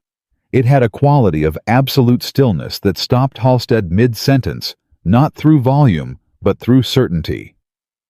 The certainty of a man who had spent his life building things and knew the difference between what held and what didn't. What I'm describing is infrastructure, human infrastructure, the kind that doesn't appear in your ROI model, but is the actual reason that neighborhood hasn't collapsed. Sentiment is a feeling. What Marcus Webb does every morning is a structural function. When you remove a structural function without replacing it, things fall. Silence. He looked at the room one more time, and then Nathan Brooks said the 7 words that nobody in that room expected, the 7 words that the woman at the front of the table had not heard, but had perhaps somewhere underneath everything hoped for. If loving someone means helping them make the wrong decision, then I don't deserve to stand beside her. The room went absolutely still. He hadn't planned those exact words. He'd felt them come up from somewhere below the prepared argument from the place where the personal and the principled had fused somewhere in the last 2 months into something that couldn't be separated. He said them, and didn't take them back, and didn't soften them, and didn't look at Amelia when he said them, because he'd told her he wouldn't, and he kept his promises. But he felt her stillness, 3 seats down, the particular quality of it. He sat down. Warren Halstead was the first to find his voice. "Well," he said, and stopped and tried again. "Well?" He looked at the other board members. He looked at Richard Holt. He looked at Amelia. "Ms. Sterling, perhaps we should—" "Give us a moment," Amelia said. Her voice was entirely controlled, entirely steady. The perfect composure of a woman who had spent 15 years engineering exactly this quality of control under pressure. "Thank you, Nathan." Nathan nodded once. The board's discussion began. It ran for 40 minutes, and Nathan sat through it because no one had excused him, and he wasn't going to leave before he knew what was happening. He listened to Halstead argue, return on investment and market window, and fiduciary responsibility to shareholders. He listened to Dr. Park ask pointed questions about the community benefit agreement language that suggested she'd heard something in Nathan's statement worth taking seriously. He listened to James Okafor say quietly, but with a weight that the room felt, "I'd like the community impact assessment to be rerun with the specific businesses and services named in Mr. Brooks's statement included as line items." Halstead did not like that. Amelia listened to all of it. She asked clarifying questions. She directed traffic between positions. She did the thing that a good chair of a contentious meeting does, kept the conversation moving, kept it from collapsing into pure argument, drew lines between positions to show where they were and weren't in conflict. She didn't look at Nathan. She didn't need to. At the end of the 40 minutes, she called for a tabling of the vote. "I want a revised impact assessment," she said. "I want specific language in the community benefit agreement that addresses continuity for existing businesses and services.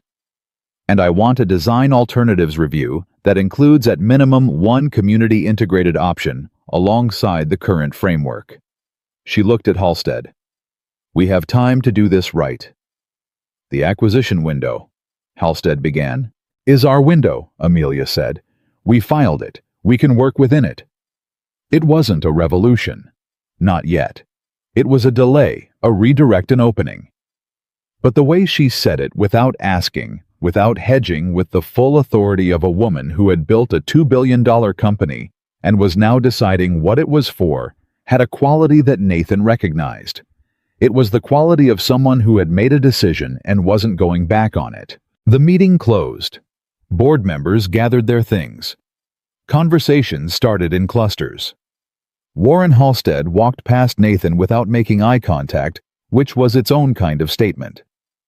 Dr. Park stopped and shook Nathan's hand and said, "Thank you for the specificity. It matters more than most people know." "I hope so." Nathan said. Richard Holt clapped him on the shoulder and said something enthusiastic that Nathan barely heard. And then the room had mostly cleared, and Amelia was still at the head of the table, and the two of them were very nearly alone. She hadn't moved. She was standing with her hands on the back of her chair, looking at the presentation screen where the rendering of the Harding Avenue development was still displayed. The clean lines, the beautiful buildings, the version of the neighborhood that would replace the version that existed. Nathan walked to the end of the table and stopped a few feet away. He waited. She turned around. Her face was not composed anymore, not in the boardroom sense. It was something else. The thing underneath the engineering, the thing that had shown itself once or twice in coffee shops and on cold sidewalks and in the lobby of her building on a Sunday morning when a 9-year-old girl stuck her hand out the window. "You said it," she said. Her voice was quiet, not accusatory, not even surprised, just registering the full weight of it. "Yeah," Nathan said, in front of 12 board members and 2 lawyers. "Yeah." She looked at him. "You know that Halstead is going to make the next 3 months very difficult." "I know. He has the votes to override the tabling if he rallies the right people." "I know." "This might not work," she said. "What I'm trying to do inside that room, it might not be enough." "I know," Nathan said for the 3rd time. "That's not why I said it." She held his gaze. "Why did you say it?" He took a breath. Not a deep, dramatic one. Just the kind you take when you're about to say something you've been carrying for a while, and you've decided it's time to put it down somewhere. Because you needed to hear that someone in that room was going to tell the truth, regardless of what it cost them, he said. And I needed to be that person. Not for the board. Not even for Marcus Webb, though he deserves it. He paused. For you. Amelia Sterling, who had not cried in a boardroom in 15 years of boardrooms, who had learned to keep everything that mattered at a sufficient distance from the places where decisions were made, who had built a billion-dollar company on the twin foundations of hard work and emotional containment, pressed her lips together and looked at the floor for 3 seconds. Then she looked back up at him. "Nobody has ever done that for me before," she said. "Said something true in a room like this and let it cost them something." "It didn't cost me enough to matter," Nathan said. "Don't do that," she said sharply, the first sharpness he'd heard from her, quick and real. "Don't minimize it. It mattered." Her voice leveled. "It mattered to me." He was quiet. "Okay," he said. She reached up and pushed a strand of hair back from her face with the kind of unconscious gesture that happened when the performance was down, and it was just a person left. "I need to go talk to James Okafor before he leaves the building," she said. "He's the best chance I have for the redesign motion to hold." "Go," Nathan said. She moved toward the door, stopped, turned back. "Nathan." He looked at her. "That thing you said," she said. "About loving someone." His expression didn't change. He waited. "Did you mean it the way it sounded?" she asked. Her voice was steady. She asked it directly the way she did everything that mattered to her, straight on, without flinching, because she was a person who had learned that dancing around the real question cost more than asking it. Nathan looked at her for a long moment. "Yeah," he said. "I did." The silence lasted 2 seconds. Amelia nodded once. Something in her face did something complicated and then settled into something quieter and more certain. "Okay," she said. And then, "Good." She walked out the door. Nathan stood at the end of the long boardroom table, alone with the rendering of the neighborhood on the screen, and the city through the windows, and the particular quality of silence that settles into a room after something real has happened in it. He picked up his jacket from the back of the chair. He thought about Marcus Webb opening his shop at 7 in the morning. He thought about Rosa Mendez's 43 kids. He thought about Ellie asleep under the orange glow of her rocket ship nightlight and what she'd said about her mother, and what it meant that a 9-year-old had more clarity about the future than her father had allowed himself. He thought about what had just happened in this room, and what it might or might not mean for the neighborhood and for a woman who was right now walking down a hallway to fight for something she'd almost let slip away. He buttoned his jacket. He walked out. The elevator ride down 32 floors was quiet.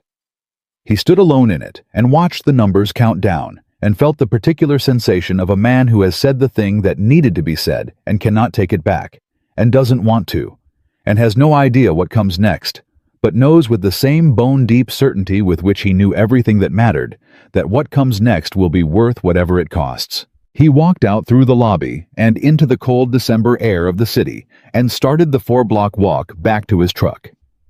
He had a shift at the Veterans Center in 2 hours. He was going to be on time. He was always on time. The call from Warren Halstead came at 6:47 the next morning. Nathan knew it wasn't for him. Halstead didn't have his number and wouldn't have used it if he did, but Amelia told him about it later that same day, with the flat, careful voice she used when she was reporting something that had made her angry and had decided not to perform the anger. Halstead had called to tell her that what happened in the boardroom yesterday was a problem. Not the tabling of the vote. Not the request for a revised impact assessment. Those were procedurally manageable, he said. The problem was that she had invited a civilian, his word civilian, which Nathan found interesting, when she told him into a closed framework review and allowed him to make an emotional argument that was now going to complicate the timeline on a project that had been 18 months in development. He used the word emotional, Nathan said. 3 times, Amelia said. They were on the phone, and he could hear from the quality of her voice that she was somewhere moving the particular ambient sound of a person walking fast through a building. He said the board needed to see that I was capable of separating personal considerations from fiduciary responsibility. Personal considerations, Nathan repeated. Yes. He's telling you that whatever is happening between us is a liability. A brief pause. He's implying it, yes. And I told him that my personal life was not a subject for board discussion, and that the tabling was a legitimate procedural motion, and that if he had concerns about the project timeline, he could submit them in writing to the full board, rather than calling me before 7 in the morning. Nathan was quiet for a second. How'd he take that? About how you'd expect, Amelia said. He's going to push for an emergency reconvening. He has 4 votes locked, possibly 5. I have 3 solid and 2 I'm not sure about. James Okafor. Okafor is the one I'm not sure about. He heard you yesterday. I think it moved him. But Okafor is also a businessman, and Halstead has been working on him for 2 days already. 2 days, Nathan said. The meeting was yesterday. Halstead started making calls yesterday afternoon, Amelia said, before the elevator hit the lobby. She paused. He's very good at this. I want you to understand that. He's been doing this for 40 years, and he is very, very good at it. Are you telling me to be worried? I'm telling you to understand what we're dealing with, she said. This isn't going to be a clean fight. Nathan looked out his kitchen window. The morning was gray December light, flat and low. Ellie's cereal bowl was in the drying rack from where he'd washed it before she went to school. The rocket ship nightlight was still on the kitchen shelf where she'd left it, still glowing soft orange, even in the daylight.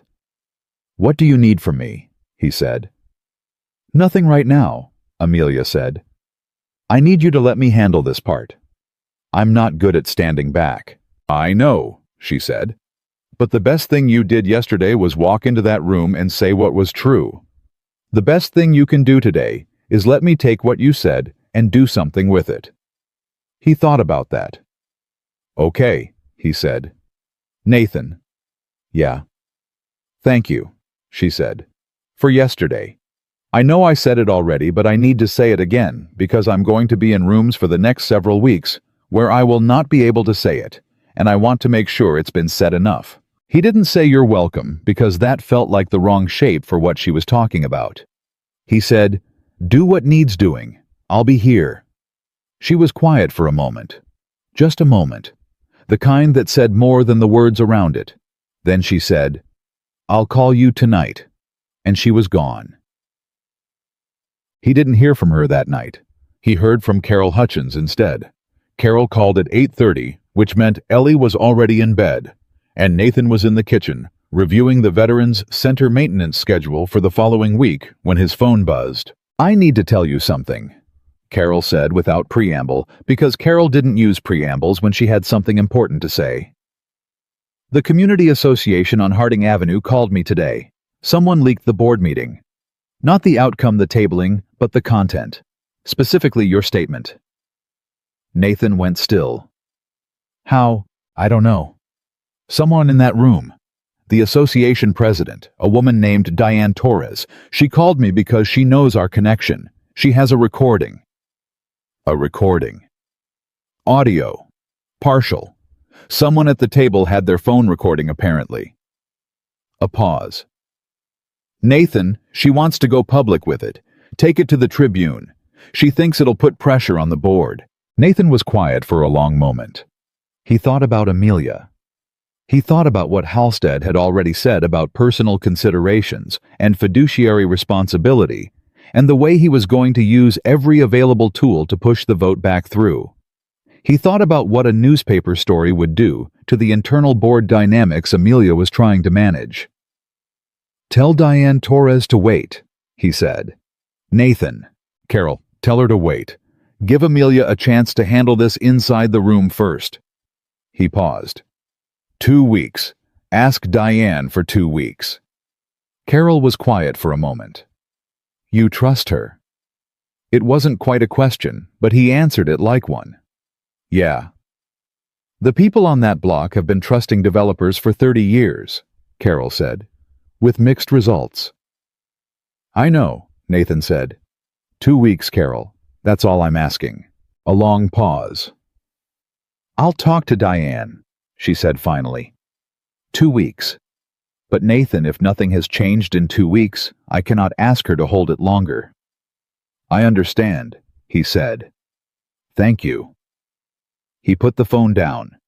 He sat at the kitchen table for a while, in the quiet of his apartment with Ellie asleep down the hall, and the clock above the stove marking the seconds, and the orange glow of the rocket ship nightlight making the kitchen feel warmer than it was. He thought about trust, about what it actually meant to extend it to someone, not the easy kind of trust you gave to people who had already proven themselves, but the harder kind, the kind you gave before the proof, in the space between what someone said they were and what the world was still finding out. He had extended that kind of trust exactly twice in his adult life, in a way that mattered.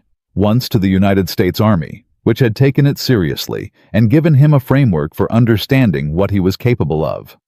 And once to Sarah, who had taken it and made something with it that had lasted beyond her in the form of a 9-year-old who cut her sandwiches diagonally and left rocket ship nightlights on kitchen shelves and said things about her father that her father couldn't say about himself.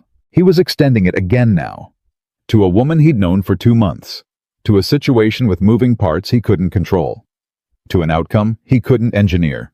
He was extending it anyway. He went to bed. He slept. Amelia called the next evening. Her voice was different, not worse, not defeated, but stripped of something. The last layer of the managed surface, maybe. Just her. I went to Harding Avenue today, she said. Nathan sat up straighter. Alone. Alone. I didn't call you. I needed to go without. I needed to see it without the buffer of what you know about it. I needed to see it with my own eyes. A pause. I talked to Rosa Mendez. He waited. She showed me the program, Amelia said. The after-school program. I asked if I could come in and she said yes. 41 kids were there today. She said 2 were sick. They were doing homework at folding tables. There's a 17-year-old who tutors the younger ones in math. She started because she needed the volunteer hours for college applications and stayed because she's good at it, and the kids ask for her by name. Her voice was completely even and completely controlled, and he knew her well enough now to know that the control was doing a lot of work. Rosa showed me the storage room where she keeps the supplies. She buys them herself when the donation budget runs out. She has a spreadsheet of which families are going through something, illness, job loss, whatever, and she quietly makes sure those kids have snacks that week without making it a thing, without making anyone feel it. Nathan said nothing. He let her go. I sat in a chair that was sized for a 10-year-old, Amelia said, and I watched those kids for 45 minutes and I thought about the rendering on the screen in my boardroom. Her voice shifted slightly, just slightly, the control developing the smallest crack.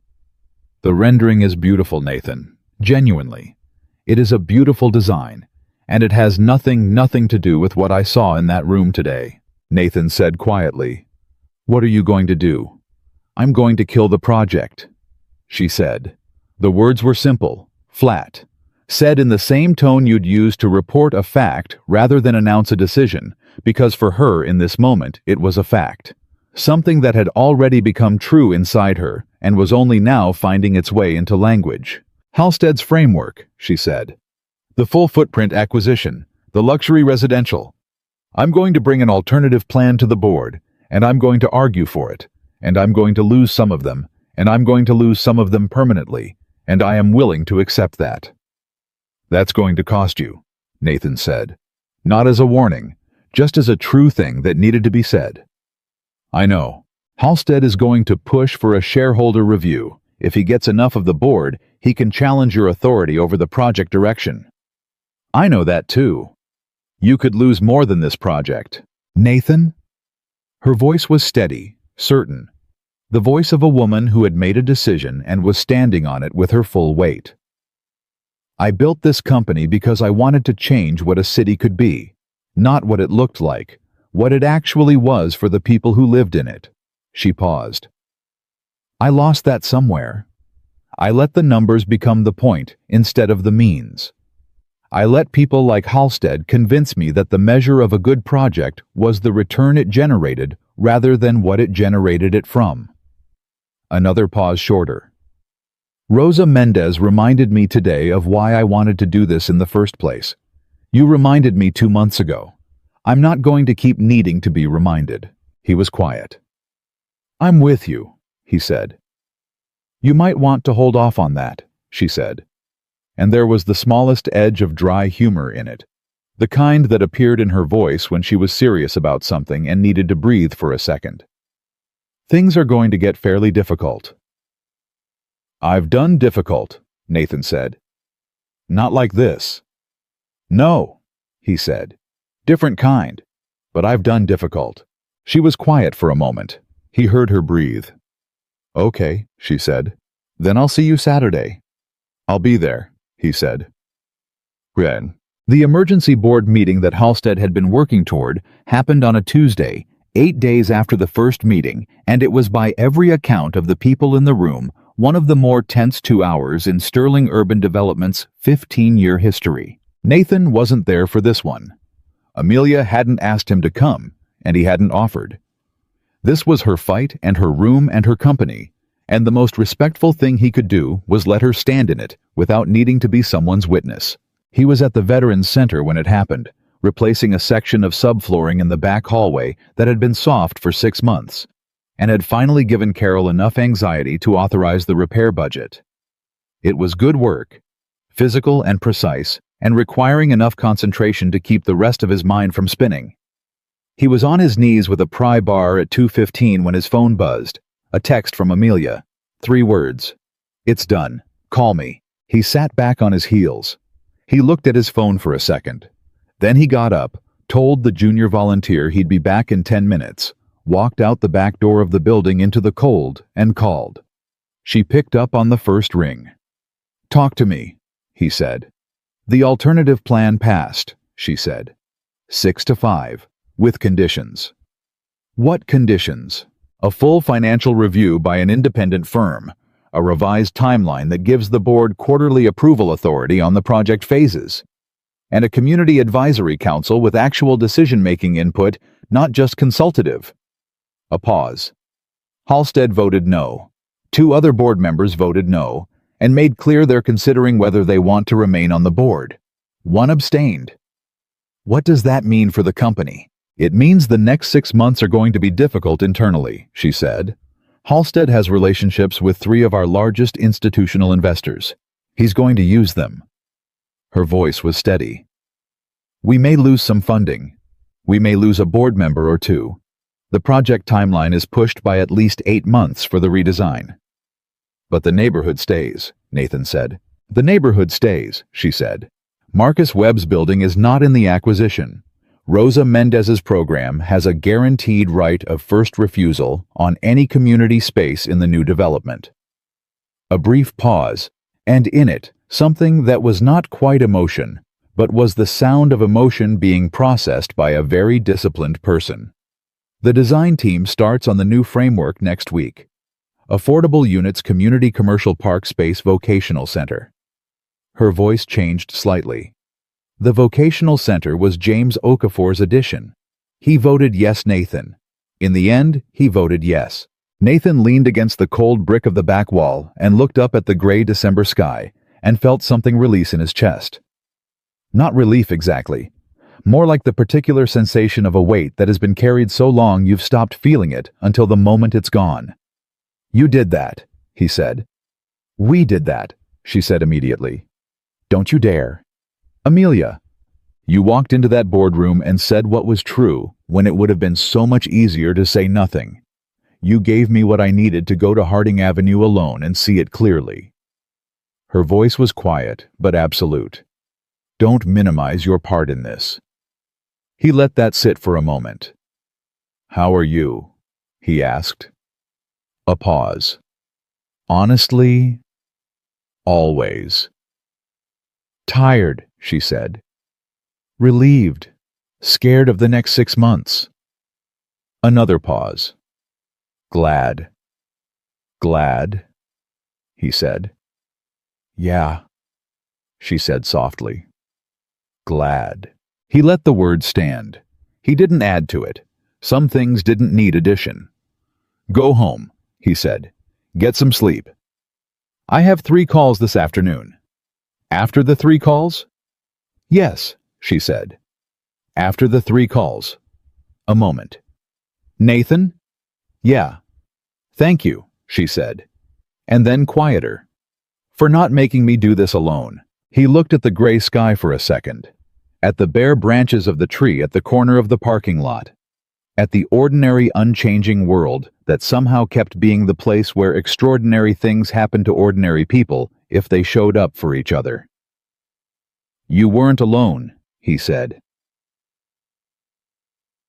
He told Ellie that night at dinner. Not the full version, not the board politics, and Halstead's phone calls, and the 6-5 vote, and the institutional investor relationships. The version that was true, and that she was old enough to understand. The neighborhood we've been talking about, he said. Harding Avenue. You remember me mentioning Marcus Webb? Ellie looked up from her plate. The barbershop man who doesn't charge the old guys. That's him. The company that was going to redevelop the area they voted today on a different plan. One that keeps Marcus's building, keeps the after-school program. Ellie stared at him. Did Amelia do that? Yeah, Nathan said. She did. Ellie processed this with the focused seriousness she applied to things that mattered to her. Did you help? A little, he said. Ellie picked up her fork, set it back down. Dad. Yeah, I want to say something, and I don't want you to tell me I'm being too grown up about it. Okay, he said. Amelia is a good person, Ellie said. Not because she did this. I think she was already a good person. I think she just needed someone to stop pretending that she wasn't. She picked up her fork again. You're good at that, stopping the pretending. Nathan looked at his daughter. He thought about Sarah. About the way Sarah used to say that Ellie was going to either change the world or run it, and that either way, everyone around her better pay attention. He thought about how right Sarah had been. How completely, exactly right. You're something else, you know that, he said. Ellie shrugged. I know, she said, and went back to her dinner. 3 days later, on a Saturday morning, they walked Harding Avenue again. Just the 2 of them. No site survey notes, no folder, no agenda. It was cold and clear, the kind of Chicago winter morning that was brutal and beautiful in equal measure. The air sharp enough to make your eyes water the sky, the particular deep blue that only appeared when the temperature dropped far enough to burn off everything soft and left only the pure thing underneath. Marcus Webb was outside when they passed his shop, sweeping the sidewalk the way he always was, and he looked up when he saw them coming. He looked at Amelia first, then at Nathan, then back at Amelia. "Heard something," he said. "Yeah," Amelia said. "Heard the plan changed." "It changed." Marcus was quiet for a moment. The broom handle rested in his hands. "Heard my building's not in the footprint anymore." "It's not," Amelia said. "And it won't be." Marcus Webb looked at her for a long time. The same long look he'd given her the first morning Nathan brought her to this block. The measuring look. The look of a man who had been on the receiving end of a lot of promises and knew the difference between the ones that were going to hold and the ones that weren't. "All right," he said finally. That was all. Just all right. But the way he said it carried the weight of 22 years in one place of staying when leaving would have been easier of holding a corner of a neighborhood together by pure, stubborn, faithful presence. All right from Marcus Webb was not nothing. It was more than most people's standing ovations. Amelia nodded once. "Thank you for trusting me with your block," she said. "I know it wasn't easy." "Not easy," Marcus agreed. "But," he looked at Nathan, "he vouched for you. That carried weight." Nathan said nothing. He knew better than to interrupt whatever was happening between them. Marcus went back to sweeping. They walked on. After half a block, Amelia said quietly, "He vouched for you." "Yeah." "When did you become the kind of person people say that about?" "Always been this person," Nathan said. "Just took me a while to end up on the right street corner." She walked beside him without saying anything. Their breath showed in the cold air. The street was just a street-cracked sidewalk, bare trees, the corner store, with the hand-lettered sign, Rosa Mendez's building, at the far end, with the lights on inside, even at 9 in the morning. "Nathan," Amelia said. "Yeah, I need to tell you something I've been thinking about for 2 weeks, and I've been waiting for the right time, and I've decided there isn't going to be a right time, so I'm just going to say it." He looked at her. "Okay. I haven't been this present in my own life in 8 years, she said. "Since Daniel died, I've been functioning, very successfully by every external measure. But functioning, going through the shape of things." She kept walking, not looking at him. "Since I met you, I've been actually in it, actually here." She paused. "That's because of you, not because of the project or the neighborhood or any of it. Because of who you are and what you make possible by being that way. I need you to know that." Nathan walked beside her for a few steps. "I know," he said. "I've noticed the same thing happening to me." She looked at him. Yeah, he said. "I stopped counting what was missing." He paused. "For stretches, anyway. That hasn't happened in 4 years." She was quiet for a moment. Then, "What does that mean for us?" He thought about it. He actually thought about it the way he actually thought about everything that mattered, not performing deliberation, actually doing it. "It means I'd like there to be an us," he said. "If that's something you want." She stopped walking. He stopped 2 steps ahead and turned to look at her. She was standing on the cracked sidewalk of Harding Avenue in the cold, clear December light, and her expression had done the thing he'd seen it do twice before. The thing where the composure and the distance and the careful engineering all came down at once and left just her, just Amelia, just the person inside all of it, and she was looking at him with an expression that was completely unguarded and completely certain and completely quietly undone. "Yes," she said. "That's something I want." He nodded. He didn't perform anything. He didn't fill the moment with more words than it needed. He just nodded and took 2 steps back to where she was standing, and they walked the rest of the block together side by side, close enough that their arms touched, not talking. The street was just a street. The morning was just a morning. But it was the most important morning Nathan Brooks had spent outside his daughter's doorway in 4 years. And both of them knew it without having to say so. Chapter 20. He called his mother in Ohio that evening. He didn't call his mother often enough, which she told him approximately once a month, with the patient persistence of a woman who understood that her son was doing his best and was also going to hear about it. She picked up on the second ring. "Nathan," she said immediately. "Is Ellie all right?" "Ellie's fine, Mom. Ellie's great." "Then what's wrong?" "Nothing's wrong," he said. He leaned against the kitchen counter. Through the door he could hear Ellie in her room talking to herself the way she did when she was working on something, the running narration of a mind thinking out loud. "I'm calling because something's right, actually. I wanted to tell someone." A silence. Then carefully, "Tell me." So he did. He told his mother about the charity gala and the business card on the table. He told her about the Saturday mornings and the coffee and Marcus Webb and the boardroom.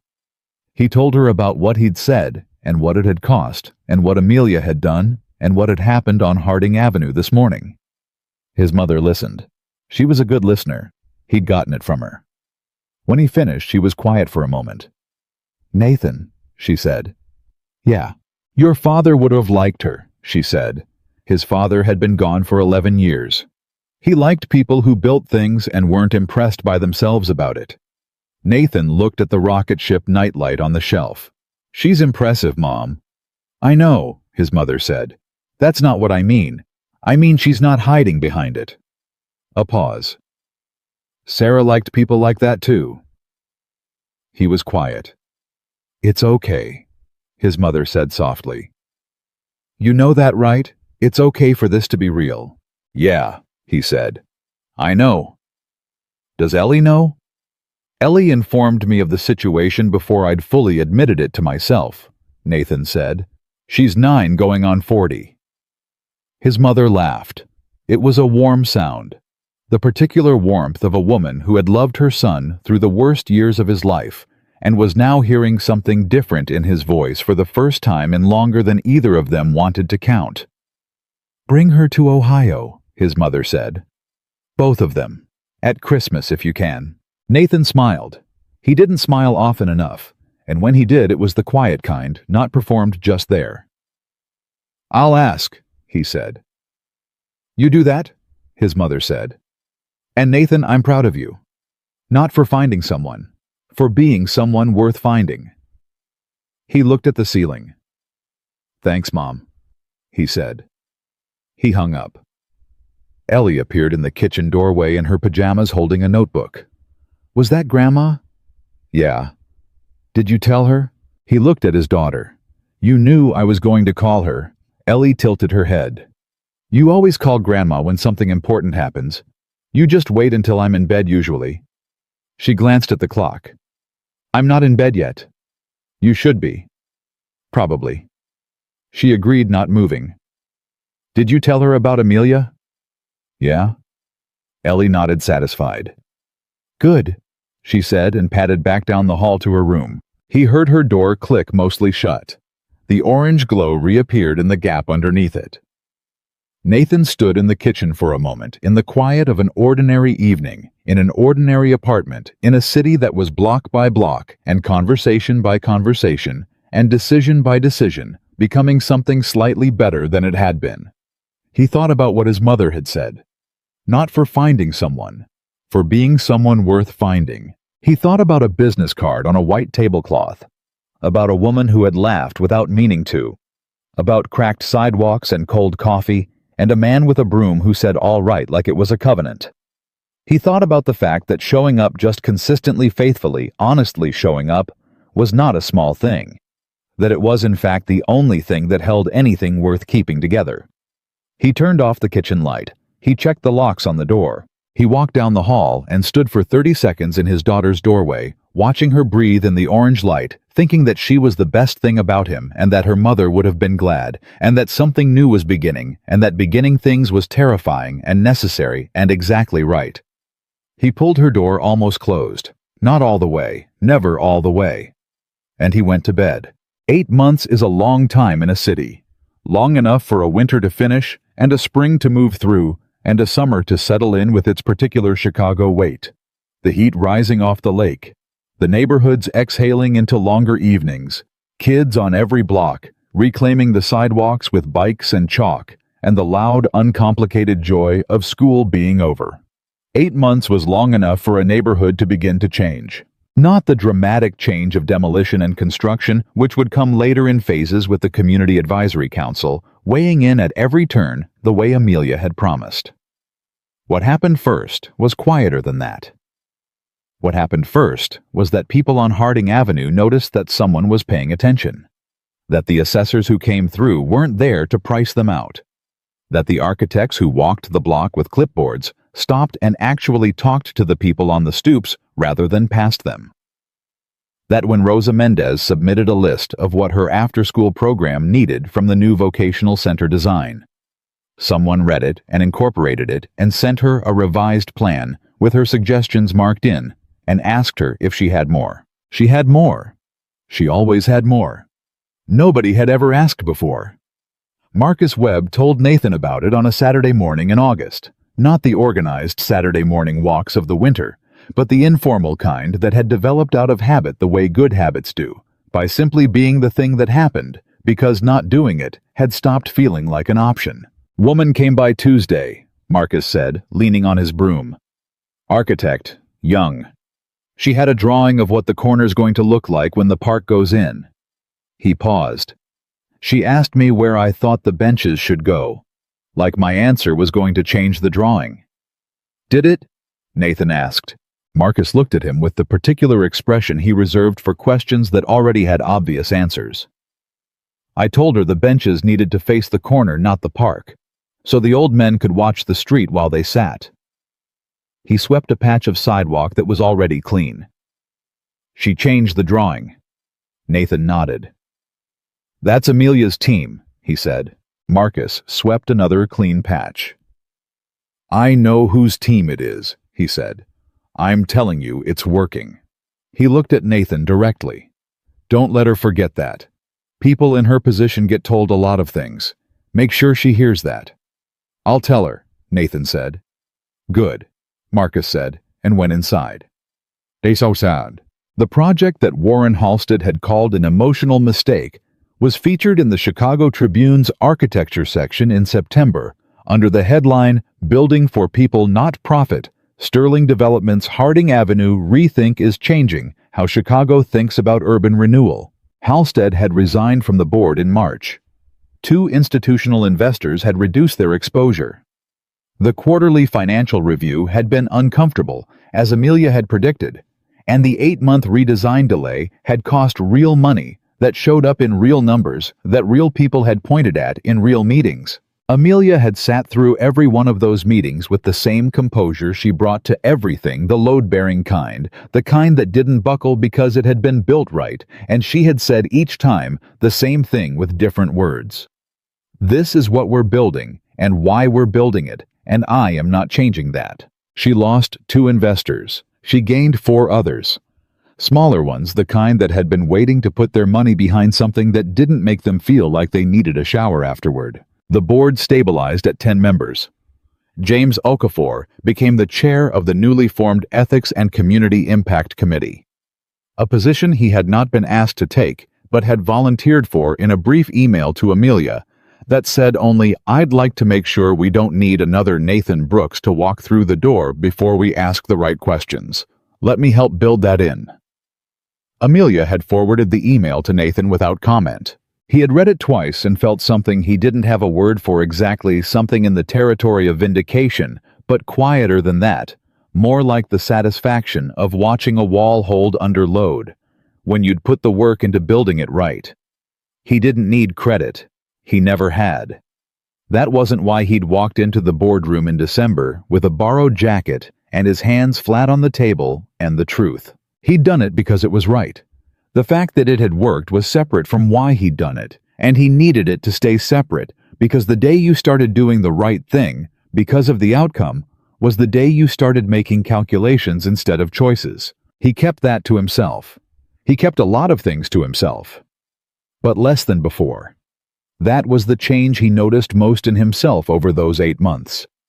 Not the larger things, not the visible ones, but the small internal shift of keeping less, of letting more of it be known to the one person who had earned the knowing.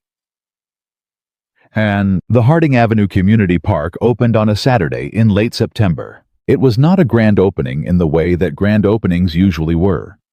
No ribbon cutting, no speeches from aldermen, no catered reception with glasses too thin for ordinary hands. Amelia had been explicit about that. The opening was a block party. The residents of Harding Avenue planned it and ran it, and the only role Sterling Development played was to make sure the park was finished on time, and then step back and let the neighborhood own it. Marcus Webb set up a folding table outside his barbershop and made coffee all morning on a big percolator he'd had since 1987. Rosa Mendez's kids did a science demonstration in the new vocational space that she'd spent 3 weeks preparing, and that drew more adults than any of them expected, including 3 parents who asked afterward how they could volunteer. The 17-year-old who tutored math, her name was Kezia Nathan, had learned, and she had gotten into the University of Illinois on a partial scholarship and was coming back to Harding Avenue every weekend anyway because she said it was home, ran a coding workshop for the middle schoolers in the new community center. Ellie attended the coding workshop. She also, within the first 20 minutes of arriving, identified 2 structural improvements. She thought the park design could have incorporated, explained them in detail to a slightly overwhelmed junior architect from Amelia's team, and then went to get coffee from Marcus Webb's percolator because she said she'd been drinking coffee since she was 8, and her dad had given up arguing about it. Nathan watched all of this from a bench near the center of the park, the bench that faced the corner the way Marcus had specified. He sat there with his coffee and watched the neighborhood move around him. The kids and the old men and the families and the noise and the life of a block that had held itself together by pure stubborn human will for 30 years and was now finally being held up by something more. Amelia sat down beside him. She'd been moving through the crowd all morning, talking to residents, checking in with her team, doing the thing she did where she listened more than she spoke, and the listening was itself a form of building. She sat down and was quiet for a moment, and they both looked at the park around them. "Marcus changed the bench placement," she said. "Yeah," Nathan said. "It's better this way." He knew it would be. She looked at him. "How does it feel?" Nathan thought about it honestly, the way he thought about everything. "Like something that should have happened a long time ago," he said. "And like it's still worth it that it happened now." She nodded slowly. "A board member called me this morning. One of the new ones, Lynn. She said she drove through the neighborhood yesterday to see the park before the opening, and she sat in her car for a while just watching." Amelia paused. "She said she understood now why I fought for it." "Did that matter to you?" Nathan asked. Having her understand, Amelia considered this. "Less than I expected it to," she said. "What matters is what I'm looking at right now." He looked at her. She was looking at the park, at Kezia running the coding workshop through the community center window, at Rosa Mendez laughing with a group of parents near the vocational space entrance, at Marcus Webb pouring coffee for an old man who had sat down at the folding table and didn't appear to be in any hurry to leave. "I dreamed about building something like this when I was 22, she said quietly. "In my first architecture class. I designed a community center for a neighborhood that looked a lot like this one. My professor told me it was idealistic and I needed to think about economic sustainability." She paused. "I believed him. I stopped designing for people and started designing for models." "You got back to it," Nathan said. "You got me back to it," she said. She wasn't looking at him when she said it, but he could hear exactly what it meant. He let it sit for a moment. Then he said, "Ellie told me last week she wants to be an urban planner." Amelia turned to look at him. "What?" She said, and I'm quoting, "that buildings are fine, but neighborhoods are ecosystems, and someone has to think about the whole system and not just the individual structures." He paused. "She's 9. Amelia stared at him for a second. Then she laughed, the real one, the one that came from somewhere unguarded and unprepared, the one he'd first heard at a charity gala in January, and that had not lost a single thing in the 9 months since. "She told me the same thing last week," Amelia said. "She said she'd been thinking about it since the day she met me." Nathan looked across the park to where Ellie had emerged from the coding workshop and was now in serious conversation with Marcus Webb, both of them leaning on the folding table, with the identical posture of two people who had identified a problem worth solving. "She didn't tell me she told you," Nathan said.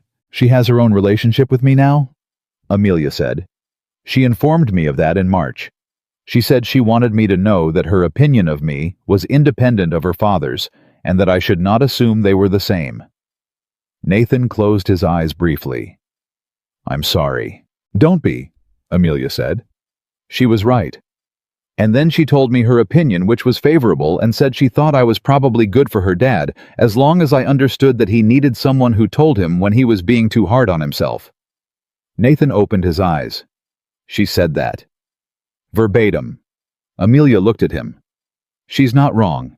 He looked back at the park, at the bench that faced the corner, at the old man and Marcus, and the coffee percolator, and the kids at the coding workshop, and the whole improbable, stubborn living thing that was happening around him on a Saturday morning in September, in a neighborhood that the market had written off and the people had refused to leave.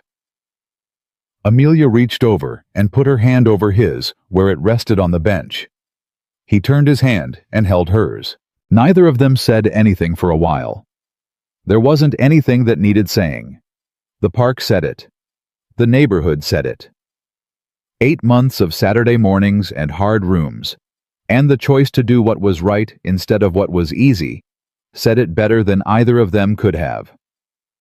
After a while, Ellie appeared in front of them. She looked at their hands. She looked at their faces. She nodded once with the brisk satisfaction of someone whose hypothesis had been confirmed. "Marcus says the coffee is better than the stuff you make at home, Dad," she said. "I told him that was because you make it for function, not flavor." "That's accurate," Nathan said. "He also said to tell you he wants to talk to you about the lighting in the park." She looked at Amelia. "He says the east path is going to be dark in winter, and the benches are too far from the light posts. He has a diagram." Amelia looked at Nathan. "Of course he has a diagram. He's been running that corner for 22 years, Nathan said. "He knows how it works." "I'll go talk to him," Amelia said. She stood up, and before she moved away, she put her free hand briefly on Nathan's shoulder, just for a second, just the weight of it. And then she walked toward Marcus Webb's table with the particular quality of attention she brought to everything that mattered. Ellie watched her go. Then she sat down in the spot Amelia had left. "Dad," she said. "Yeah. Are you happy?" He looked at his daughter. Really looked at her, at the dark hair and the serious eyes and the face that was her mother's, and entirely her own at the same time, at the 9-year-old who had watched him carry things silently for 4 years, and had been patient with him in the way that only people who love you without conditions are patient. He thought about Sarah. He thought about her the way he always did, not with the gutting weight of early grief, not with the careful managed distance he'd learned to maintain, but with the particular quality of love that doesn't end when a person does. That keeps existing differently in the people they made, and the choices they shaped, and the things they would have recognized and been glad for. Sarah would have recognized this morning. She would have been glad for it. He knew that. He let himself know it. "Yeah, Elle," he said. "I'm happy." Ellie looked at him for a moment, measuring it the way she measured everything. Then she nodded. "Good," she said. "You've been happy for a while, actually. I just wanted to hear you say it." She got up and went back to the coding workshop. Nathan sat alone on the bench that faced the corner. Marcus's bench. The right bench. The one that let you watch the street while you sat. And he looked at the park that had taken 8 months and a borrowed jacket and a business card, dropped on a white tablecloth, and 2 people willing to tell each other the truth until the truth became the foundation of something real. Across the park, Amelia was bent over Marcus Webb's diagram, asking questions, taking notes on her phone, nodding the way she nodded when she was actually learning something. Marcus was pointing at the east path, explaining, and his hands had the expressiveness of a man who had waited a long time to be heard by someone who was actually listening. Nathan watched them. He thought about what Amelia had asked him 9 months ago, in the lobby of a charity gala, with a business card in her hand and a room full of people who expected him to be impressed. He hadn't been interested in meeting her money. He'd wanted to know who she was when nobody was watching. Now he knew. And what he knew was this: she was the woman arguing about light post placement with a barbershop owner on a Saturday morning because it mattered to the people who used the path, and no detail that mattered to people was too small to get right. She was the woman who had stood in a boardroom and held a 6-5 vote because she'd decided her values were not negotiable, even when the cost was real. She was the woman who had driven alone to Harding Avenue and sat in Rosa Mendez's plastic chair for 45 minutes and let it change her. She was the woman who had asked his daughter's name and listened when he talked and laughed without meaning to at a charity gala in January, and had never, not once in 9 months, made him feel like the distance between their lives was something he needed to apologize for. She was, in the truest sense of the word, someone worth knowing. And Nathan Brooks, the man who had driven across town in a cracked windshield truck and worn a borrowed jacket, and said the thing that needed to be said because saying nothing was never something he'd known how to do. Nathan Brooks had known it from the first honest moment between them. Money could build buildings. But character, stubborn, faithful, costly chosen character, was what built a home. And for the first time in 4 years, in a park on Harding Avenue on a Saturday morning in September, with his daughter's laugh coming through an open window, and the woman he loved arguing about light posts, with a man who knew his corner better than any blueprint, Nathan Brooks was finally and completely and without reservation home.